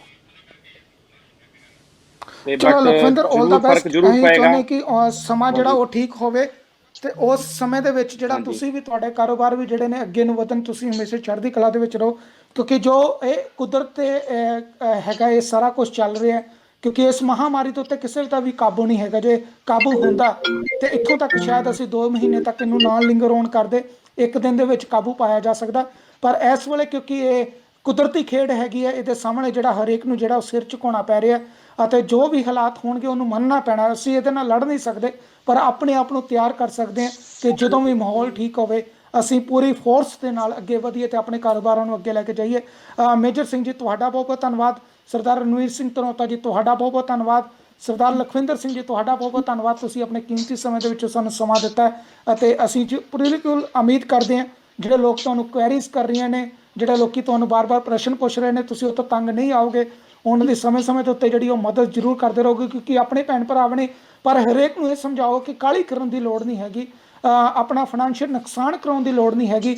ਜੇ ਬਹੁਤ ਜ਼ਰੂਰੀ ਹੈ ਤਦ ਆਓ, ਅਦਰਵਾਈਜ਼ ਸੇਫ ਜਿੱਥੇ ਤੁਸੀਂ ਬੈਠੇ ਹੋਏ ਹੋ ਉੱਥੇ ਆਪਣੇ ਆਪ ਨੂੰ ਰੱਖੋ, ਤਾਂ ਜੋ ਤੁਹਾਡੀਆਂ ਸਿਹਤਾਂ ਜਿਹੜੀਆਂ ਨੇ ਠੀਕ ਰਹਿਣ, ਤੁਹਾਡੇ ਪਰਿਵਾਰ ਠੀਕ ਰਹਿਣ, ਤੁਹਾਡੀ ਕੰਟਰੀ ਠੀਕ ਰਹੇ ਤੇ ਤੁਹਾਡਾ ਆਲਾ ਦੁਆਲਾ ਜਿਹੜਾ ਉਹ ਠੀਕ ਰਹੇ। ਬਹੁਤ ਬਹੁਤ ਧੰਨਵਾਦ ਵੀਰ ਜੀ ਤੁਹਾਡਾ ਸਾਰਿਆਂ ਦਾ। ਤੇ ਦੋਸਤੋ, ਕਿਉਂਕਿ ਜਾਣ ਦਾ ਸਮਾਂ ਹੋ ਗਿਆ, ਜਾਣ ਦੇ ਸਮੇਂ ਦੇ ਵਿੱਚ ਅਸੀਂ ਜਿਹੜਾ ਨਾਲ ਤੁਹਾਨੂੰ ਜਿਹੜੇ ਅੰਕੜੇ ਜਿਹੜੇ ਨੇ ਉਹ ਜ਼ਰੂਰ ਦੱਸ ਦੇਣਾ ਚਾਹੁੰਦੇ ਹਾਂ। ਕੋਸ਼ਿਸ਼ ਹੁੰਦੀ ਹੈ ਸਾਡੀ ਕਿ ਇਸ ਸ਼ੁਰੂਆਤ ਦੇ ਵਿੱਚ ਤੁਹਾਨੂੰ ਅੰਕੜੇ ਦੱਸੀਏ, ਪਰ ਕਿਉਂਕਿ ਅੱਜ ਸ਼ੋਅ ਦੀ ਜਿਹੜੀ ਆ ਆਪਾਂ ਸ਼ੁਰੂਆਤ ਵੱਖਰੇ ਤਰੀਕੇ ਨਾਲ ਕੀਤੀ ਸੀ। ਪਰ ਮੈਂ ਤੁਹਾਨੂੰ ਇੱਥੇ ਦੱਸ ਦੇਣਾ ਚਾਹੁੰਦਾ ਕਿ ਦੁਨੀਆ ਭਰ ਦੀ ਅਗਰ ਗੱਲ ਕੀਤੀ ਜਾਵੇ, ਦੁਨੀਆ ਭਰ ਦੇ ਵਿੱਚ ਹੁਣ ਤੱਕ 27,28,447 ਕੇਸ ਜਿਹੜੇ ਨੇ ਉਹ ਸਾਡੇ ਸਾਹਮਣੇ ਹੈਗੇ ਨੇ। ਪਿਛਲੇ 24 ਘੰਟਿਆਂ ਦੇ ਵਿੱਚ ਤਕਰੀਬਨ 83,000 ਨਵੇਂ ਕੇਸ ਜਿਹੜੇ ਨੇ ਉਹ ਸਾਡੇ ਕੋਲ ਸਾਹਮਣੇ ਆਏ ਨੇ। ਦੁਨੀਆ ਭਰ ਦੇ ਵਿੱਚ ਹੁਣ ਤੱਕ 1,90,838 ਲੋਕ ਇਸ ਮਹਾਮਾਰੀ ਦੇ ਕਰਕੇ ਮੌਤ ਦੇ ਮੂੰਹ ਦੇ ਵਿੱਚ ਜਾ ਬਰਾਜੇ ਨੇ, ਅਤੇ ਪਿਛਲੇ 24 ਘੰਟਿਆਂ ਦੇ ਵਿੱਚ 6446 ਲੋਕ ਜਿਹੜੇ ਨੇ ਇਸ COVID-19 ਦੇ ਕਰਕੇ ਜਿਹੜੀ ਉਹ ਆਪਣੀ ਜਾਨ ਗਵਾ ਚੁੱਕੇ ਹੋਏ ਨੇ। ਅਮਰੀਕਾ ਭਰ ਦੇ ਵਿੱਚ ਅਗਰ ਗੱਲ ਕੀਤੀ ਜਾਵੇ, ਹੁਣ ਤੱਕ ਜਿਹੜਾ ਅੰਕੜਾ ਹੈਗਾ ਉਸ ਦੇ ਮੁਤਾਬਿਕ 8,90,423 ਕੇਸ ਜਿਹੜੇ ਨੇ ਉਹ ਅਮਰੀਕਾ ਭਰ ਦੇ ਵਿੱਚ ਨੇ। ਪਿਛਲੇ 24 ਘੰਟਿਆਂ ਦੇ ਵਿੱਚ 34,467 ਕੇਸ ਜਿਹੜੇ ਨੇ ਉਹ ਸਾਡੇ ਸਾਹਮਣੇ ਆਏ ਨੇ। ਹੁਣ ਤੱਕ ਅਮਰੀਕਾ ਭਰ ਦੇ ਵਿੱਚ ਜਿਹੜੇ ਮਰਨ ਵਾਲਿਆਂ ਦੀ ਗਿਣਤੀ ਹੈਗੀ ਹੈ ਇਸ COVID-19 ਦੇ ਨਾਲ, ਉਹ ਅੱਜ 50,000 ਟੱਪ ਚੁੱਕੀ ਹੋਈ ਹੈ। ਸੋ ਹੁਣ ਤੱਕ 50,045 ਲੋਕ ਜਿਹੜੇ ਨੇ COVID-19 ਦੇ ਨਾਲ ਜਿਹੜਾ ਉਹ ਇਸ ਮੌਤ ਦੇ ਮੂੰਹ ਦੇ ਵਿੱਚ ਜਾ ਬੈਠੇ ਹੋਏ ਨੇ। ਪਿਛਲੇ 24 ਘੰਟਿਆਂ ਦੇ ਵਿੱਚ 2,255 ਲੋਕ ਜਿਹੜੇ ਨੇ ਉਹ ਇਸ ਮਹਾਮਾਰੀ ਦੇ ਕਰਕੇ ਮਾਰੇ ਗਏ ਨੇ। ਹੁਣ ਤੱਕ ਜਿਹੜੇ ਅਮਰੀਕਾ ਭਰ ਦੇ ਵਿੱਚ ਠੀਕ ਹੋਏ ਲੋਕ ਨੇ ਉਹਨਾਂ ਦੀ ਗਿਣਤੀ 79,525 ਹੈਗੀ ਹੈ।